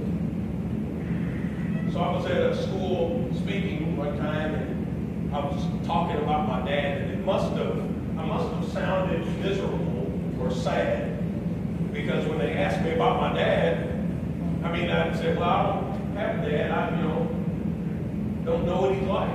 Because one of the kids said, where's your dad? So I had to explain that. And so we go on, I'm answering questions, and the principal would run with a microphone and give it to the kid and let him ask a question. And I was glad, because, if the kid starts saying something, he could snatch the microphone away. And so I was prepared for that. So while another kid is asking me a question, I see out of the corner of my eye this little boy get up, then raise his hand, and then he walks over and is standing now right beside me in front of 400 people, standing there looking at me. Now, this is the world's worst fear ever. No idea what this kid was doing. So I'm looking at him, I try to keep talking, and he finally taps me on the shoulder, and he reached up and said, I got something to say. And I was like, what do I do? So he grabbed the microphone, and this is what he said. He goes, yeah, Alton, I heard you say that you didn't have a dad. And then he took his hand and put it on my shoulder. He goes, but I wanted to tell you that I think your dad missed out. And so sometimes, if we allow the kids to, they'll give you exactly what you need. Sometimes they can make you feel tons better about life if you allow them to. Sometimes we write them off, don't we? Oh, they don't know anything. Curtis, like, how do you correct him? He says a statement that really doesn't make any sense. My 7-year-old says all the time, I know he's working me, but it sounds pretty amazing. He says, you're the best dad I ever had. And if you listen to that enough, I realize that it means something. Sometimes when we hear something enough and then we let the value of it go. He's serious. Never had a dad. You're the best dad I ever had. Here's the one thing I know. We don't get to choose what memories our children hold on to. You don't get to decide which ones they remember. They get to pick that for themselves. Good and bad. So we have to deal with our stuff to make sure that we're putting these kids in the best situation they can to heal. So you talk about healing. Here's the one thing I always say. Teachers ask me all the time, what is the one thing we can do for maybe a kid that was like you? Hands down, I give the same answer. Teach me how to heal. Model it for me. What do you mean? Well, so growing up, teachers, we do a really good job at acting like we're perfect, right? Like we don't have any mistakes. We do it all right. So when we show up to school, we got to show up with our A game. Some kid says something that hurts our feelings, we got to act tough. We have an argument with our spouse or a kid drives us nuts on the way to school, we got to shake it off and be ready for school. See, I never saw anybody fall apart and then put themselves back together. All I ever saw was people handle problems with violence. So I never saw a teacher deal with death or divorce or pain and suffering and then cry and then pull herself out of the ditch. I never got to see that. And so I realized that I never got to see what it was like, the process of healing. So I can do that for myself. In fact, I had to do it as an adult. Take care of yourself. Take care of each other. And it's tough. The kids are watching. They're paying attention. They know without a doubt who cares about them. Sometimes we shove people away, but it's for self-defense mechanisms, I guess. But kids still care, and they will remember. So I'm going to go back to my teacher that said, get out of my class. I can't stand you out. 2016, I was getting ready to do Stillwater Public School, back to school kickoff. 1,800 teachers. So the night before, I'm nervous for whatever reason. Write my speech, wake up at 4 o'clock in the morning, realize it's not good enough, and my wife came in and said, "What are you doing?" And I said, talking to Jason, what is it, Steve from State Farm? I said, "I'm rewriting my speech. I don't think it's good enough." And she said, "Oh, I forgot to tell you, I got this letter in the mail yesterday."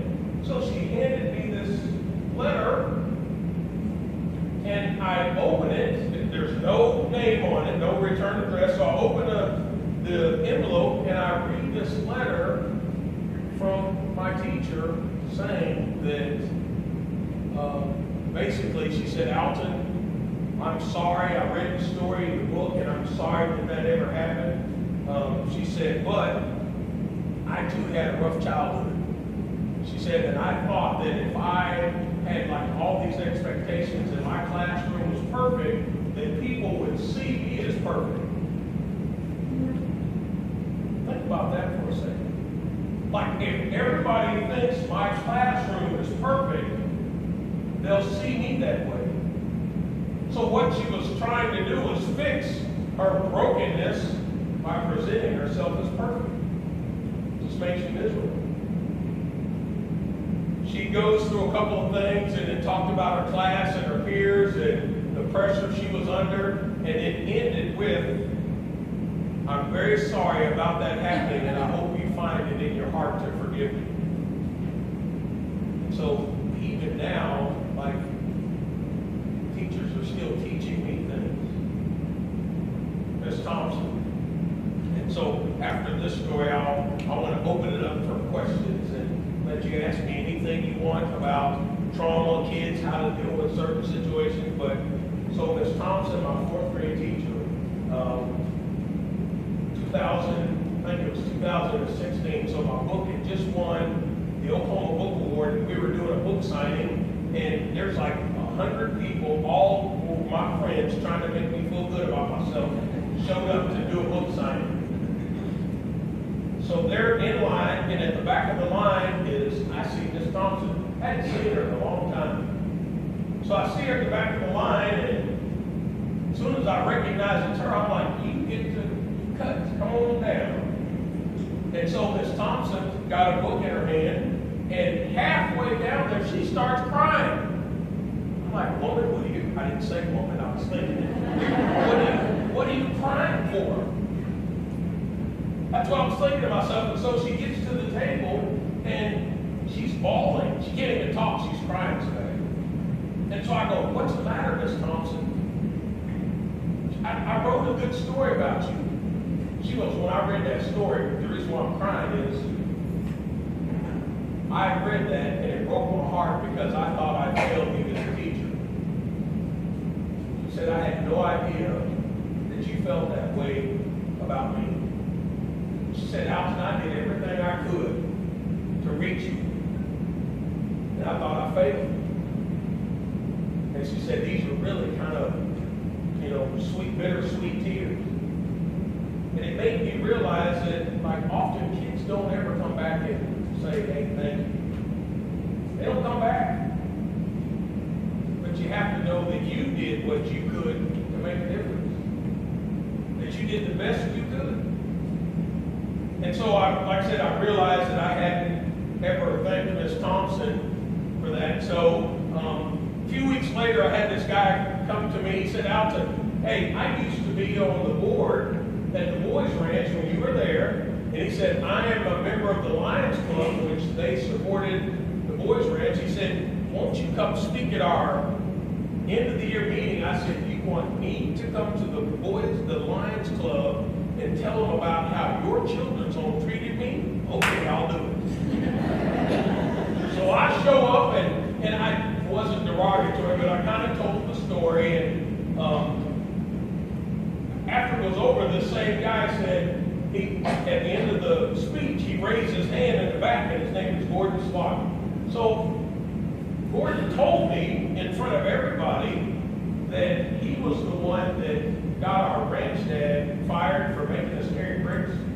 He was the one that turned him in. And he said, I just want you to know that I bought those bricks so no other kid would have to ever carry a brick again. I was like, man, that's pretty cool.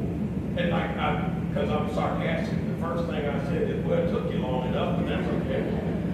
And so he said, come here, I want to show you something. So I get in this car, and we drive 4 or 5 blocks to his house from where we were meeting. I get out, we walk up to the front door, and he just stops like this.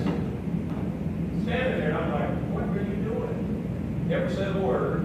And then I look down, and there I see every one of those bricks that I had to carry when I was a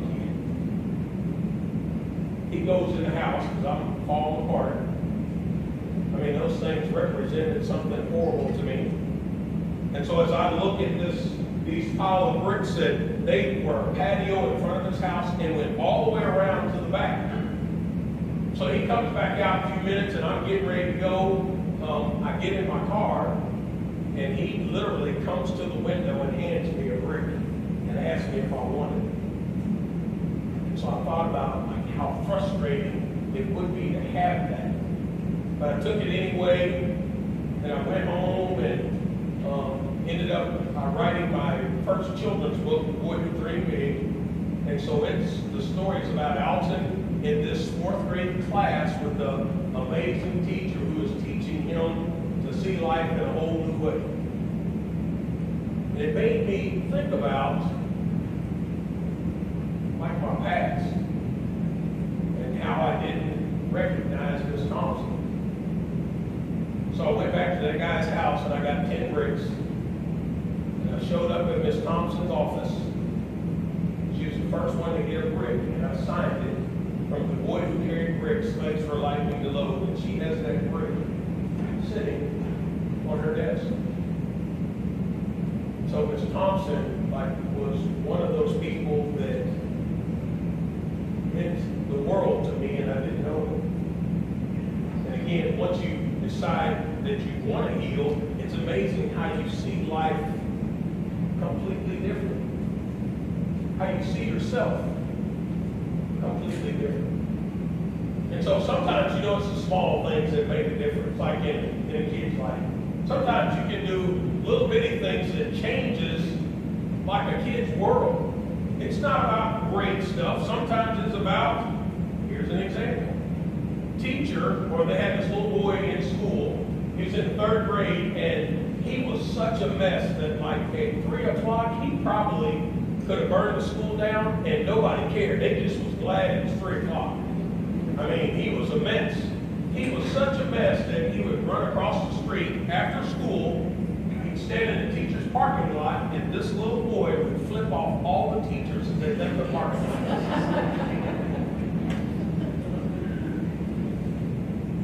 Living with his grandma. Mom was on drugs. He's a mess. Grandma was limited, what she could do with him. And so, years later, this kid shows up at school, elementary school that he went to. He walked in his military uniform, and he goes to one of the teachers and says, hey, I just wanted to thank you for being you, but because of you, I feel like that I made it in the military and I turned my life around. Can you imagine how great that would be? And she's puzzled. She doesn't understand. And like I said, it's the small things that matter. Here's what the little boy said, or here's what the gentleman said. He said, the reason why I feel like I made it is, do you remember when I was little and I would flip all the teachers off when they left the parking lot? She said, yes, I sure do. He goes, well, I feel like I made it because you were the only one that didn't flip me off back.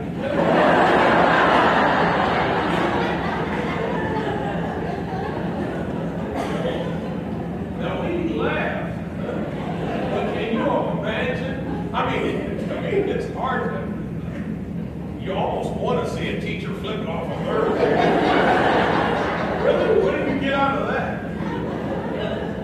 But imagine that you did something that small to change a kid's life. What if you just were happy that you made somebody feel good about themselves for 5 minutes? What if you didn't change their life? Is it worth it? See, it's not always about the end.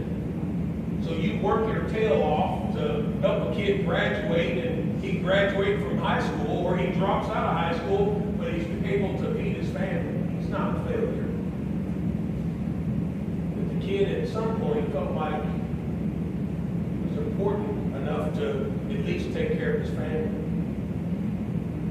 We want to write kids off if they don't go to college sometimes. What if they're good people? And so what I want to tell you is that it's important, again, for you to take care of yourself. That your job is to make sure that all your coworkers, you're at least checking on them. Because we get busy, don't we? Get up in the morning, messing with your family, get all that taken care of. I don't know how women do it. I mean, I try to help, don't get me wrong. I try to help with the laundry, and she gets mad at me, so I don't know what to do. I mean, I put the clothes in the washer just because I put so many clothes in there that the washer walked across the laundry room. I don't know why she's mad. But I look at the life of really a mom. I don't know how they do it. I don't know how moms do it. How they can teach, cook, and take care of family. Because, I mean, she's like my mom.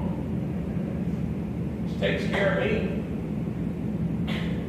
I don't know how they do it. And I get that because y'all sacrifice, most cases, you sacrifice yourself to help other people.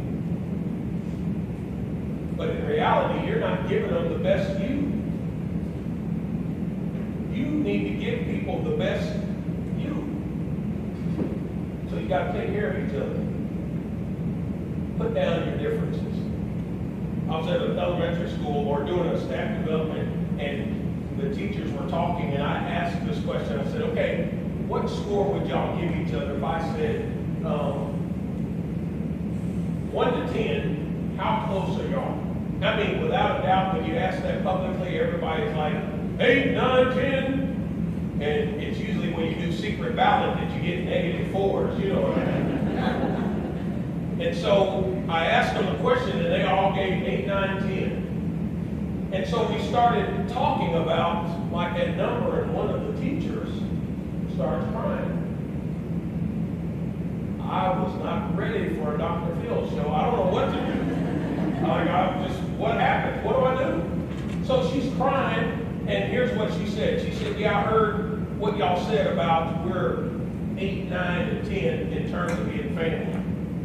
And she pointed to, like, one of her friends said, hey, I've taught with you for like 12 years. And she said, it bothers me that that's the number y'all gave me. And then she paused for a second, and she said, see, I'm a single parent. I mean, I'm married, my husband's in the military, but I'm a single parent. I'm at home with the kids because he's stationed off, and I'm by myself. So when I wake up in the morning, it doesn't matter how much I get up early, we are never on time because I'm trying to wrestle with 2 kids. Doesn't matter. No matter what happens. She said then after school, when I'm at home, I feel guilty that I'm grading papers when I should be spending time with my kids. And when I'm spending time with my kids, I feel like I need to be grading papers. And then she said, what's sad is over the last year, my dad has been dying, and you people that say you care about me, not one of y'all has ever been to my house. Not one of you have ever asked if you could help or figured out why I was late. And what I feel like is that it's not that we do it on purpose. We just are thinking about ourselves. We're thinking about like what I have to do today. Even when we see one of our coworkers that we like or don't like come in and you can tell they've had a bad morning on the way to school. Because sometimes, not always, that bad morning doesn't just disappear. You run into that one kid that will push your buttons and you say something that you cannot take back. So I feel like that maybe we should do a better job in taking care of each other, getting to know people. And the kids are watching. But sometimes our insecurities come out, right? So our shortcomings come out. I was in a school and I walk in there and I walk into the gym. We're going to do an assembly and then professional development. And I see this kid that's like, or this teacher is like 6'3". He's been over, letting this little third grader have, I mean, screaming and yelling at him and sticking his finger in his face. And I'm shocked. I'm like, so he finally quits. We filed into the gym. Classes go by watching this whole thing. So then we get to the staff meeting or the professional development. I'm like, what's he going to do to me? I'm going to ask a stupid question. Why were you screaming and yelling at that third grader? He said, because that little boy said F you to me. I said, oh, he did. I said, well, he won. He won. I said, he made you look like a complete idiot. He won. What are you talking about? I said, look what he did to you. And I said, here's the other thing. We were 6'3", 200 whatever pounds. And honestly, does it make you feel good screaming and yelling at a third grader like that? I said, I get some of that. I do because I've had to deal with working through some of those issues myself internally. But I said, for the rest of y'all, shame on you teachers. Because y'all walked right by this and nobody ever said a stinking word to him, knowing that it was wrong. So my question is, do you stand up for the kids that nobody likes when they're being mistreated? Once you take care of yourself and you see a kid being mistreated by a coworker, do you stand up for them? See, my daughter was that way. That child was, she'll tell you a mess. In fact, we're working on telling her story. When you ask her to describe herself, she'd tell you she was ugly, dumb, stupid. Because that's what she heard from a lot of people because of her behavior. And you know, we go through these emotions, like sometimes you're dealing with people and you're frustrated and you feel bad that like you had dreams of choking somebody. Like really, but that's not normal, but it's understandable. That you got somebody poking holes in the wall, pooping in the floor, tearing stuff up. It's understandable that you feel that way. But then you got to remember that there's somebody broken. So I want to talk about like preparing yourself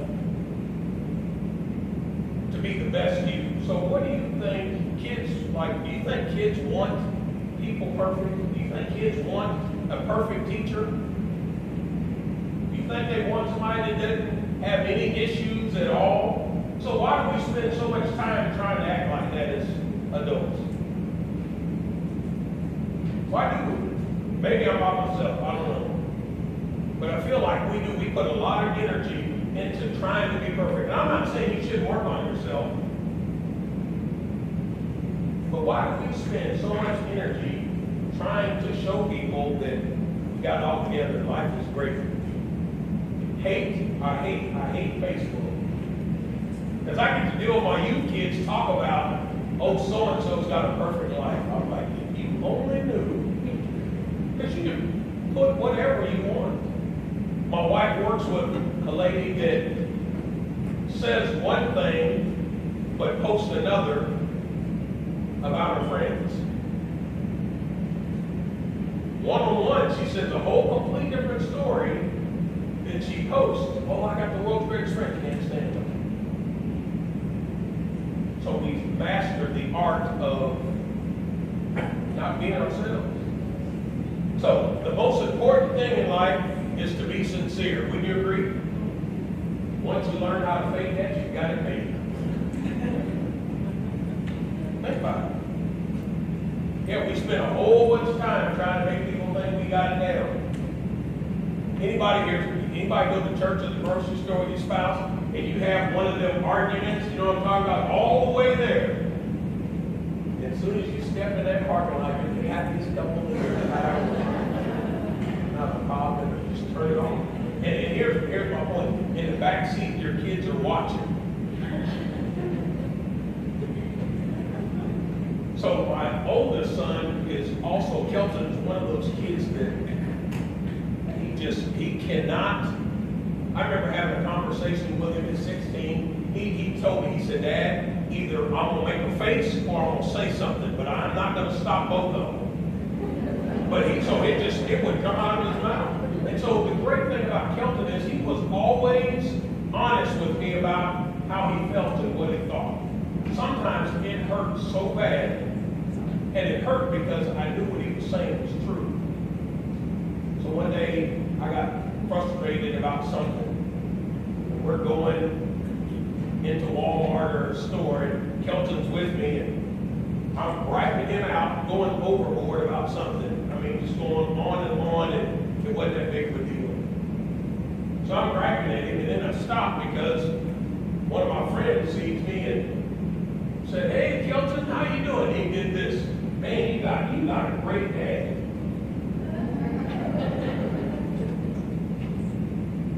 It gets worse. So the guy leaves, and Kelton drops this line on him. He said, "Hey, Dad, how come I can't have that guy that he was talking about?" Seems all fun.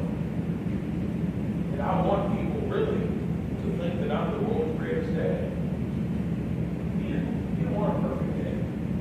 He just wanted me. Because if you pretend that you're perfect, the only message you're sending anyone else or everyone else is you can be nothing like me. So if you act like you're perfect and you have no flaws, the only message you're sending to a kid like me is you will never be like me because I don't have any issues. So it's okay. One of the questions I ask is, what are you good at? What are you not so good at? Do you tell the kids that you're a good listener?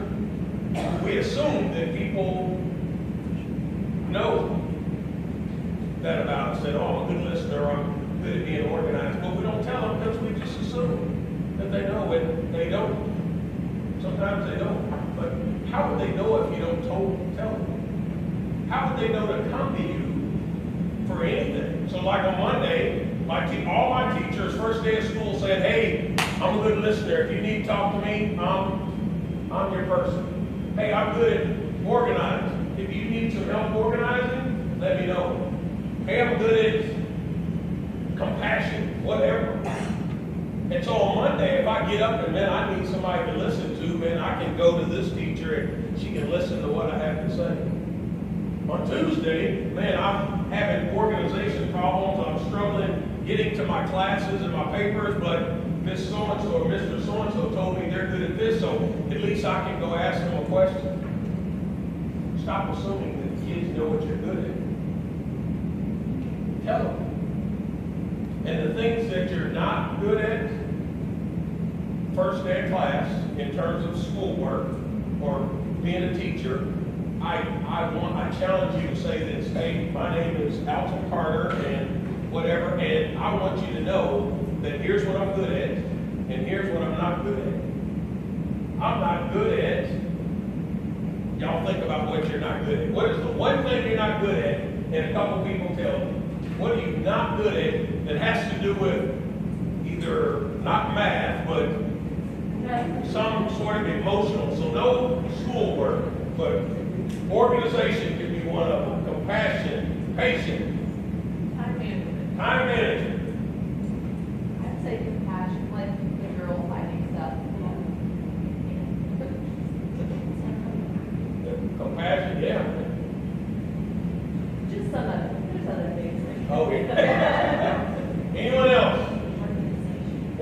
organization. So do you think the kids notice that about you? Like, do you think they can tell that you're not good at it? So here's my challenge. Tell kids after that, tell them this. Hey, I'm not good at, we'll say, organization. But the rest of the year, you're going to watch me get better at being organized. That's teaching. Because then I get to see how it's done, not told. I get to see how that's done and not told. And to me, that speaks volumes that sometimes you can work on yourself and the kid watch, and they pick up the same thing. Okay, so let's do questions. So here, you can ask me anything you want. I'm hoping somebody's brave enough to ask me questions about like Black Lives Matter. Seriously, because I feel like sometimes white people don't get a chance to ask somebody like really the questions they want to ask. So you can ask me whatever you want. I was at, y'all know Teen Challenges? It's like a drug treatment thing. So I went, and it's all white men at this one. And I went and said, y'all can ask me whatever you want. And one guy told the story about how he said, he had the deepest country accent you've ever heard. He goes, I get accused of being racist because people listen to me talk and they think I'm racist just because of the way I talk. And he goes, but heck, I like black women.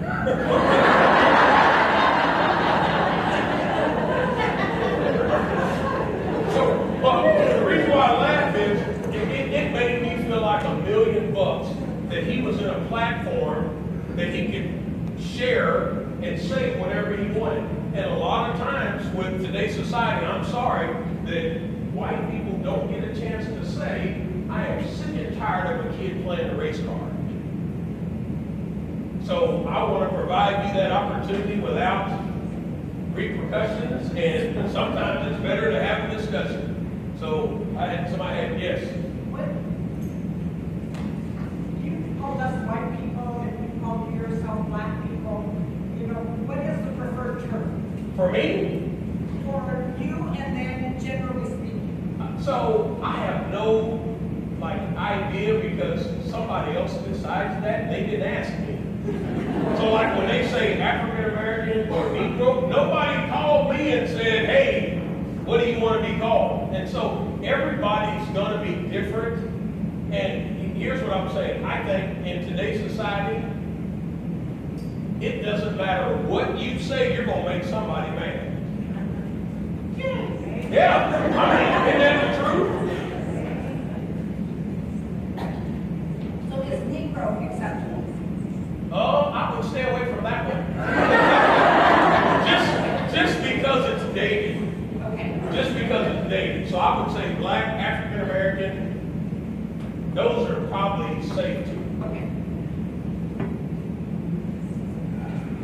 When they play the race card, how do you feel our response should be? Because, I mean, we do have some students of all different nations that are different, and they have tried playing the race card. Should we just kind of like let it go? Oh, no. Which See, because in my opinion, that's a win if you don't at least have a discussion. And so to me, it has to be non-confrontational, meaning you can either one, ask the student, okay, why explain to me how I'm being racist. And it's amazing how when a kid has to explain that, have you ever said something stupid and you realize really that it was stupid because you said it versus thinking it? And so if I say, oh, you're picking on me because I'm racist, and then I have to explain it out loud, sometimes it sounds pretty dumb. And so what I do is repeat it back. So I was in a class one time, and this happened, and a kid said, oh, you're picking on me because I'm black. And so I said, so what does you being black have to do with you slapping that kid? And he had explained that to him. He had nothing to say. And so that's not being confrontational. It's explaining to me what happens. And so what I found is that we're all equal, I believe that. But sometimes, well, my friends, a lot of my friends are coming to me asking me, like, what can they do? I'm like, what are you talking about? Like, I understand all this racial tension. I'm like, I'm white, I don't know what you're talking about. I don't know what you're talking about. I see myself as whatever, black, white. What do you mean? He said, well, I feel like with all the stuff that's going on, I need to be ultra sensitive to African American. And I tell you that story because all of a sudden we have people that don't have a racist bone in their body second guessing themselves. And it's not fair. And so my message to you is don't. If you know you're not racist, I mean, support whatever you want to, but you don't have to change who you are. Even if you make a mistake and say one dumb comment, like, I mean, you say something you shouldn't. And to me, in my opinion, it doesn't make you racist because you said one thing, because you have a whole life. Or maybe you've had a whole life of being racist and then you've changed. And so I wouldn't take a lot of that. So like when you're watching Black Lives Matter, or you're watching some social issues, if you don't feel like you need to be a part of that or you don't care, that's not the case. I mean, you just need to be yourself. And I mean, that opinion in some cases isn't very popular amongst African American. Like if I'm not all on board, I'm gonna sell out. So I'm gonna sell out. Number one, my wife has blonde hair and green eyes, so I've already sold out, and I was a cop. Yeah.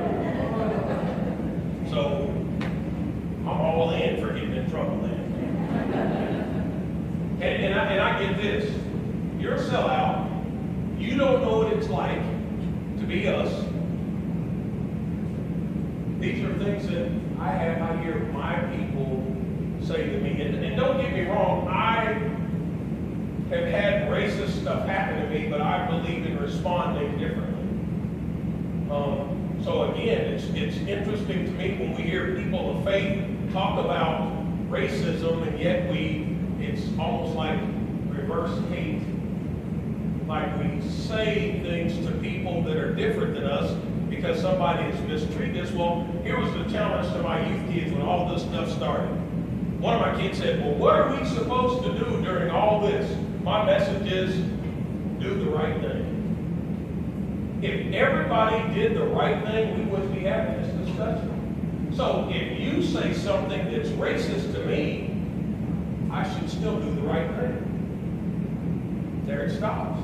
So I was in a restaurant with my son. We were eating at Waffle House. Sitting down in the back, and this lady walks in, and the host is gonna sit her right next to us, and she looks up and sees Kelton and I sitting there. And she says, I am not sitting next to them, and points to me. I was like, oh, okay. And Kelton's laughing, like he's like, did you sit with this woman? I was like, yeah. So I'm a little bit frustrated, but here's an opportunity to figure out how to handle this by doing the right thing. So she went and sat down. We finished eating. I got up, I walked over to her table, didn't say a word, grabbed her ticket, and went and paid for the lady's food. Now, here's my whole point. She can still hate black people, but what in the world is she going to say negative about me? So I think in terms of combating racism, instead of trying to make somebody stop hating black people, hey, start with me. Start with me. Get to know me, and you'll see maybe that'll change your perspective. People who are racist, you can have the world march, and you're not going to change their perspective. That's what I believe. It's a heart problem. It's a heart issue. I'm curious about your family, your brothers, your sisters, and mother and uncle. You've obviously pulled yourself out of poverty and that lifestyle. Did any of your families follow you out? And do you have a lot of like them pull you back, or they make you stop them? Yeah, they do. And so, like my mom passed away in 2013. My sister, this is where it gets depressing. My sister overdosed in 2012, killed herself, left behind 4 kids. My youngest brother just got out of jail for his 11th domestic assault and battery charge. My youngest brother's addicted to meth, and then I lost a brother to asthma. One of my cousins did like 4 years in federal prison for checks, and then her brother, Mario, which those were like we grew up with, he was shot and killed by a 14-year-old girl. And so most of them, like they wrote me off when I left home. And so coming back to that environment, feeling like I didn't belong, honestly saved me. I mean, it shoved me away. It hurt, don't get me wrong, it hurt. Because if nothing else, you want that approval. And so here's the thing. So if you come to Stillwater, drive into Stillwater, First Turns Country Club, that's where we live. My family, the day we moved in there, here's what they said. I cannot believe you live in that house and leave us living like this. I saw my brother the other day, and I pulled up, and I was in my truck, and he was with one of his buddies. It's like 10 o'clock, and they're drinking on the front porch. And so I pull up, and I don't give them money, but I'll take them food and clothes. And it's sad because I'd like to buy my brother new clothes, but you can't because they'll take them back. And so I'll give him my hand-me-downs and take him food. And so I was dropping food off, and I was sitting in my truck talking to him, and all of a sudden he calls his friend over. He goes, "Man, wouldn't it be nice to have a truck that had air conditioning and it was new like this?" I mean, he's trying to make me feel bad. And I got frustrated, and I was like, don't say anything. And I thought, no, I need to stand up for myself. And I said, you're not going to make me feel bad because I worked my butt off to get this. You're not going to make me feel bad because you chose a different route. Not what trying to really put him in his place, but it was important for me to stand up for myself. And so when I look at myself, I don't think I'm any better or worse than my brother. I just chose different. And they see it that way. And so I honestly had to work at, if I truly want to help my family, how in the world do I say something encouraging to them that doesn't make it look like I'm on my soapbox? Because I think a lot of times that's the way it came across. And it's just tough. So when you're dealing with like families that are dysfunctional, what happens is, well, we were all created to be like in community. So we want to belong to, like in this book it talked about, a tribe is the way we all function. Everybody has a role within this family. And if the minute you don't act like the family, you get cast aside. You are no longer part of the tribe. The minute you don't act like everyone else, especially in a dysfunctional family, the minute you look like you're achieving something or you become something, they kick you out. And then it gets worse that if you don't see them as victims, you are no longer part of the group. So my mom she was the world's greatest victim. I mean, my whole family. But my mom, when a teacher brought us groceries one time, we had 3 teachers brought us food so we could eat. And as soon as they left, my mom said, you know, the only reason why they bought us food is because they feel sorry for us. And as a kid, I'm thinking, but my stomach doesn't know the difference. I mean, I'm still hungry, who cares? But that was the role she played. And she really got upset if you didn't buy into, she got the short end of the stick. So that's the way victims, so when you look at like this victim mentality, anytime you don't agree with someone being a victim, you are an alien. You are no longer part of the tribe. And so but I knew that was coming. Other questions? You've adopted kids, and what's been your experience with your adopted kids?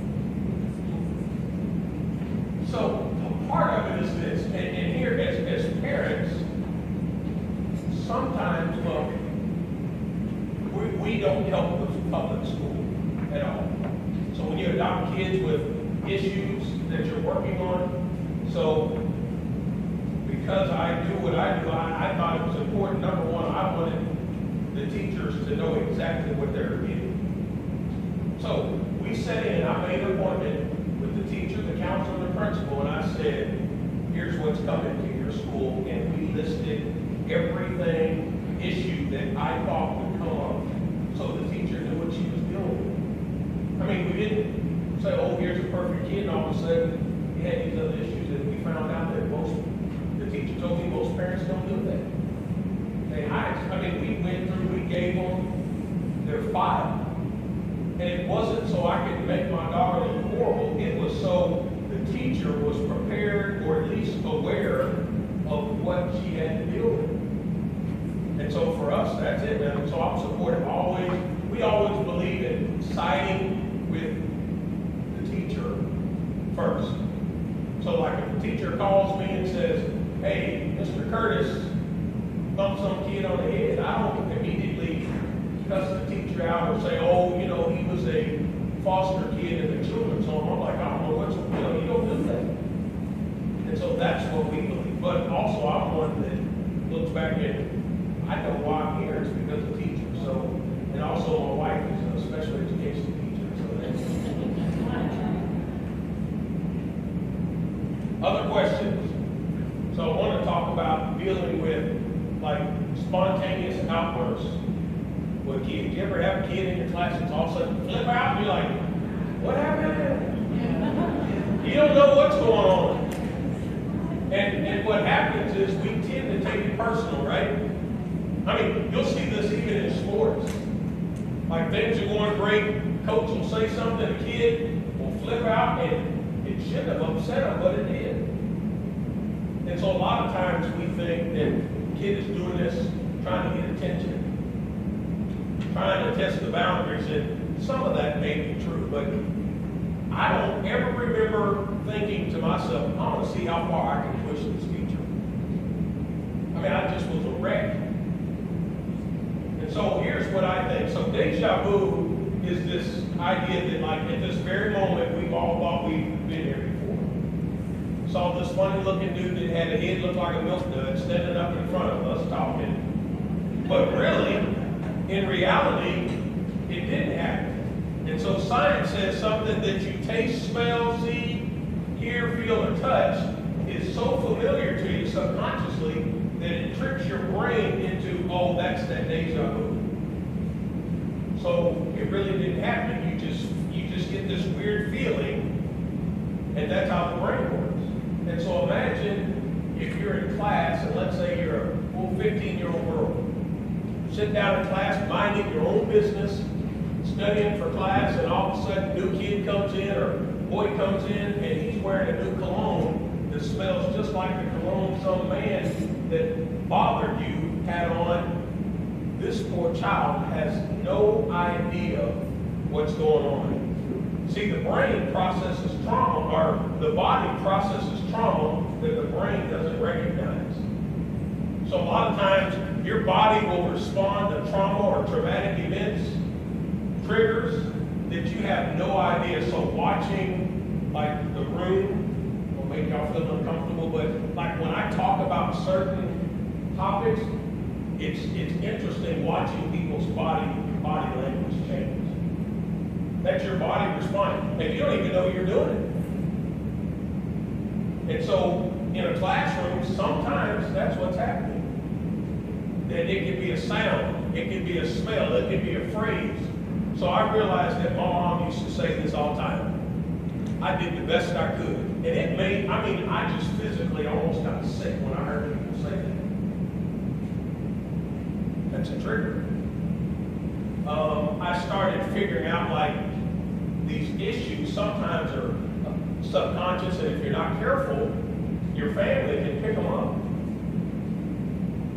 Just learn behavior.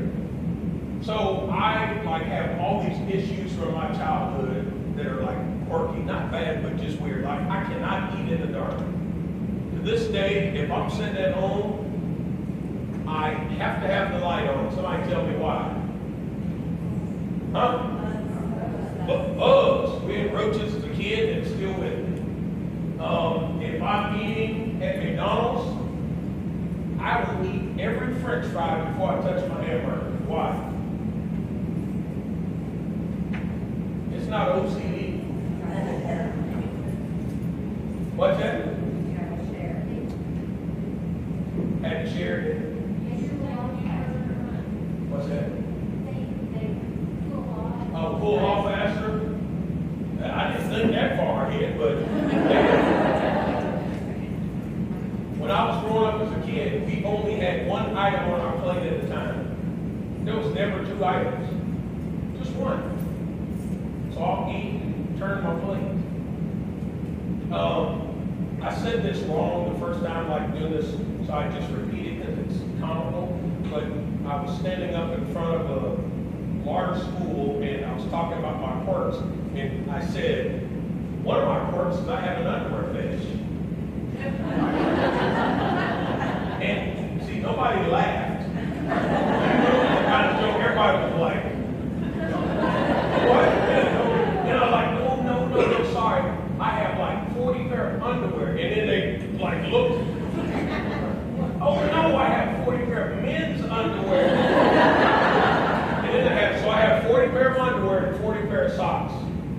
Because I didn't have underwear and socks growing up. I mean, I laugh now, but I used to have to wear my grandfather's underwear. So when I put it on, like the leg hole and the top third of the underwear was sticking out of my pants. And so now I can afford underwear, and I have 30 or 40 pair of Hanes underwear and 30 or 40 pair of Nike socks. Those are not really harmless, but I checked Kelton into the dorm. Freshman year, I get him all checked into the dorm, he leaves, and you know what parents do? Looking through stuff. So at the nightstand, I pulled open the nightstand and 40 pair of underwear and 40 pair of socks. Then I'm sitting down at the table eating lunch with Colin a couple of weeks later, and I watched my son sit across the table and eat every one of his French fries before he ate his hamburger. And it's like it hit me on that one that this is what happens when we don't deal with our stuff. This is what happens. They learn this behavior. And so like this, when you look at kids who are impulsive, like anybody have a kid with impulse control? Raise your hand if you got one in your class.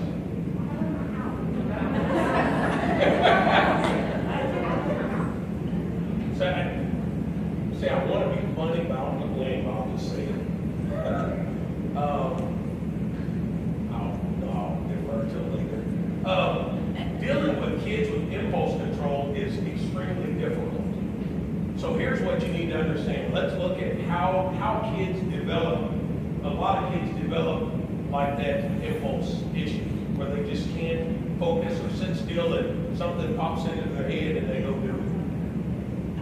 One of the studies shows that, let's say a mother has 3 kids, single mom, she works all day and then comes home and tries to take care of her family. She's a nurse or works at a grocery store or whatever she's doing, she is plumb tired and she gets home and she sits down on the couch and she is wiped out, and the 6-month-old or 4-month-old starts crying. Now this baby's crying and it keeps crying, and she's like, oh, I know it's time to feed the baby. So she finally, after 20 minutes, gets up and feeds the baby. Then, a little while later, she realizes that the baby's crying again because its diaper's wet. She waits 20, 30, 40 minutes, and finally gets up and does that, changes the diaper. Now, isolated, that's not that big of a deal. But imagine if you're a 6-month-old and that happens every day. See, what happens is we send signals that send messages as babies saying, hey, I need help. Hey, I'm hungry. And if mom doesn't respond to what's critical and then let me cry for things that are not, I don't know what's important. So think about a kid that every little bitty thing is super dramatic. I mean, it doesn't matter what happens, like and I'm not talking about being emotional. I mean, like if you touch them, ow, he hit me, and all that stuff. Over and everything is like, it's because they didn't learn how to regulate. So how do you teach a kid that has impulse issues to regulate? Self-regulation. How do you teach them? See, we want to correct the behavior, but we don't fix the problem. It doesn't work that way. Number one, the kid has no idea that they have an impulse issue, or even if they told that, they don't know what that means. They're just functioning. And my oldest son got it right about Curtis, who has impulse issues. That was one thing I did get upset about. Not really, but I was frustrated with the children's home because they didn't tell me that boy took every stinking thing apart that he ever touched. I mean, the remote control, we couldn't find screwdriver. He just tore up everything, took it all apart. But that impulse control, he doesn't understand that he's doing it. He's doing what he does. My son said, Dad, you shouldn't get mad at Curtis because he's not really trying to be disrespectful and tear stuff up. He's just loving life, tearing up everything. Curtis is being Curtis. Reprogrammed. So here's a kid, neglected when he was a baby. Mom didn't take care of him, had horrible diaper rash. He's still got like this scarring on his bottom at 7. You have this kid that's just impulse, and part of it is we've got to get them to stop and think. So if you tell a kid to do something and they do it, what have you taught them? So if I tell a kid, hey, sit down, every day in class, once you tell that kid to sit down, you feel like that's a win, right? You haven't taught them anything. You control them. So you told them to sit down. The goal is what we want them to do is come to the classroom and sit down and by themselves. It's about reprogramming. So I had a kid at church camp that, man, I'm telling you, I'm being funny, but if I had some THC, I might have gave it to him. This is the most hyper kid, I'm just joking, but hyperest kid I've ever seen in my entire life. I mean, off the walls. We sat down in a small group, and I kid you not, like every 5 seconds, if a bug flew outside, he would get up and run through the circle chasing the bug. And so after 10 minutes of this, I'm going, I ain't gonna make it to camp. I'm not gonna make it. If we were sitting down talking, this kid would say, I mean, he would interrupt anybody else talking if a thought came to his ear. It didn't matter. And so after that, you try to be patient first day at church camp. And after that, I was like, I can't do this, we're trying to do something else. So I found myself telling him to sit down, be quiet, wait till it's your turn. And then I realized that this kid couldn't help it. He didn't know he was doing this. He was just being himself. So here's what I decided to do.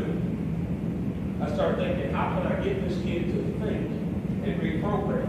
So every time he got up and ran across the circle, I would ask him, I'm like, okay, Kevin, why are you running across the circle?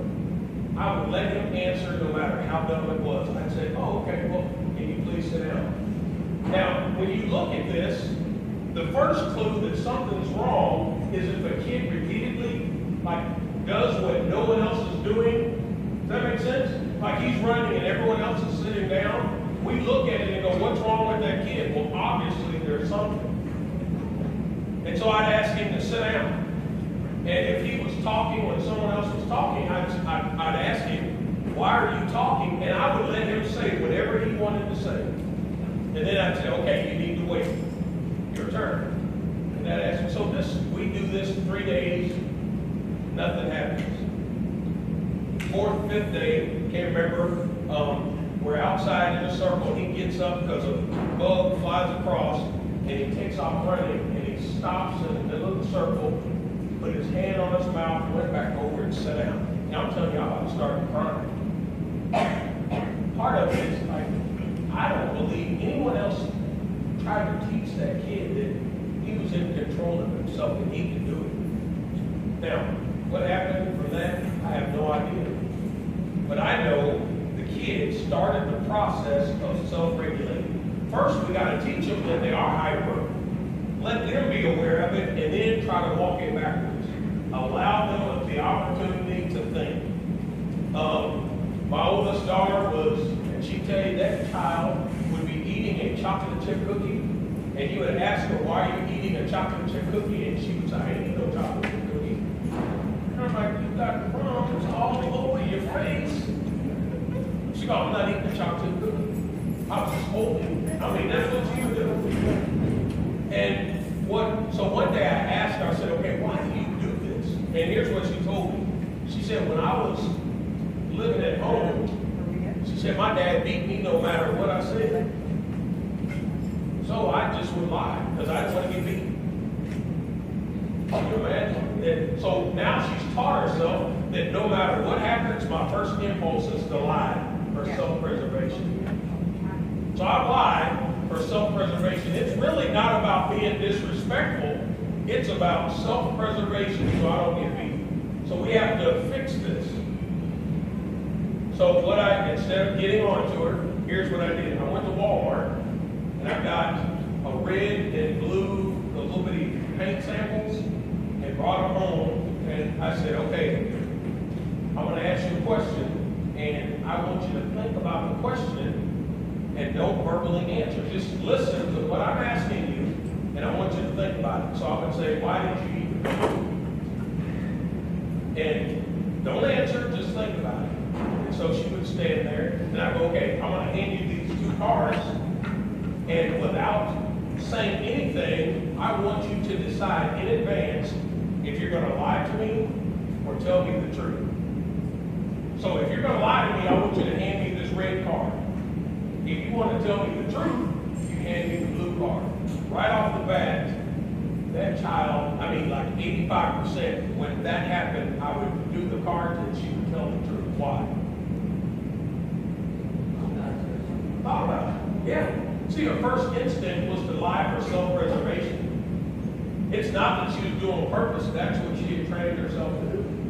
So I need to teach her. Now here's the deal. In the beginning, I'm like, okay, if you lie to me, you're in trouble. Or if you do something stupid and you tell me the truth, you're going to be in trouble. That backfired. All that did was send her right back to lying. And so what I did was I had to say, okay, if you tell me the truth, there's no punishment. Because to me, the most important thing was to get her to be honest. And so I had to take lots of them for the team if I wanted her to tell the truth. Questions? So I'll give you a couple of things to think about. So if you cannot tolerate what you know about yourself or feel what you feel about yourself, what do you do? Like if every time, and there's probably people in this room, every time you look in the mirror, and it's not just image, but every time you look in the mirror, if you cannot stand the sight of yourself, how might that person carry themselves in school?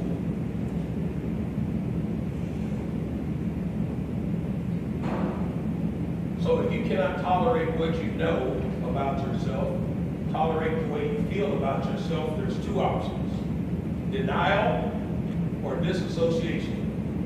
Denial would be, I just deny whatever happened to me. That's not healthy. Disassociation means you just completely disconnect. So Angelina is in like this, she just did nothing ever happened. She didn't want to talk about it, nothing. She just tries to go on like life is perfect. Aaliyah, disassociation. One day I was talking to her in the closet, and the reason why we put them in the closet, so I've got this walk-in closet, and I stand in the closet, she stands out, and it's so the other kids don't hear the discussion. So we found out that like if you're talking about, like why did you poop in the floor, it would stress out the other kids. So we would go back to my room, and I would stand inside the closet, stand her outside of the closet because it's the quietest place that I would ask her a question. And so one day she just stood there and wouldn't answer the question. And I remember leaning forward and going, "Are you listening to me?" And I watched my daughter go into this association like you've never seen. I watched her pupils go like this. And it was like nobody was home. Now this is a bad thing. You don't want, if you see this, you don't want kids staying in that state.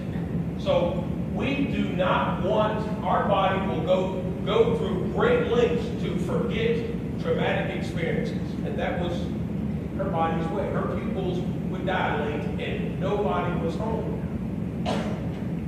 And trial and error, I figured out that we got her out of it because I started off like tapped her on the hand and eventually she would like come. I mean, we could have like stuck her with a pin and she wouldn't have felt it.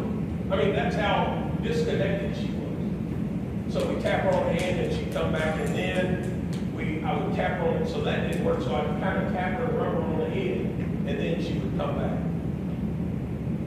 The greatest thing ever is we were watching TV one day and I look over and I see my daughter tapping herself on the head because she had seen something on TV that was causing her issues, and that's what we have to teach them. Those are things we have to be willing to do to reach these kids. Other questions? It's lunchtime. Yep, that's it. Well, thank y'all.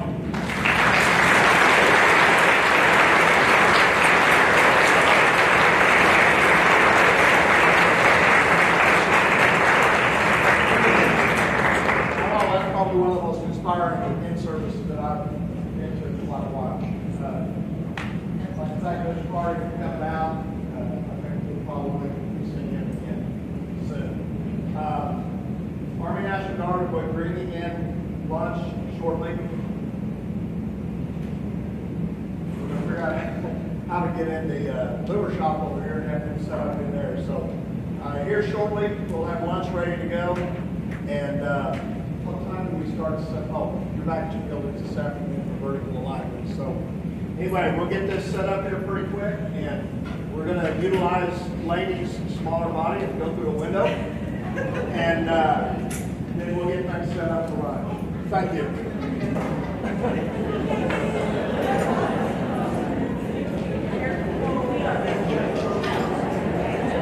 Hey, I wanted y'all to see my amazing daughters, aren't they awesome?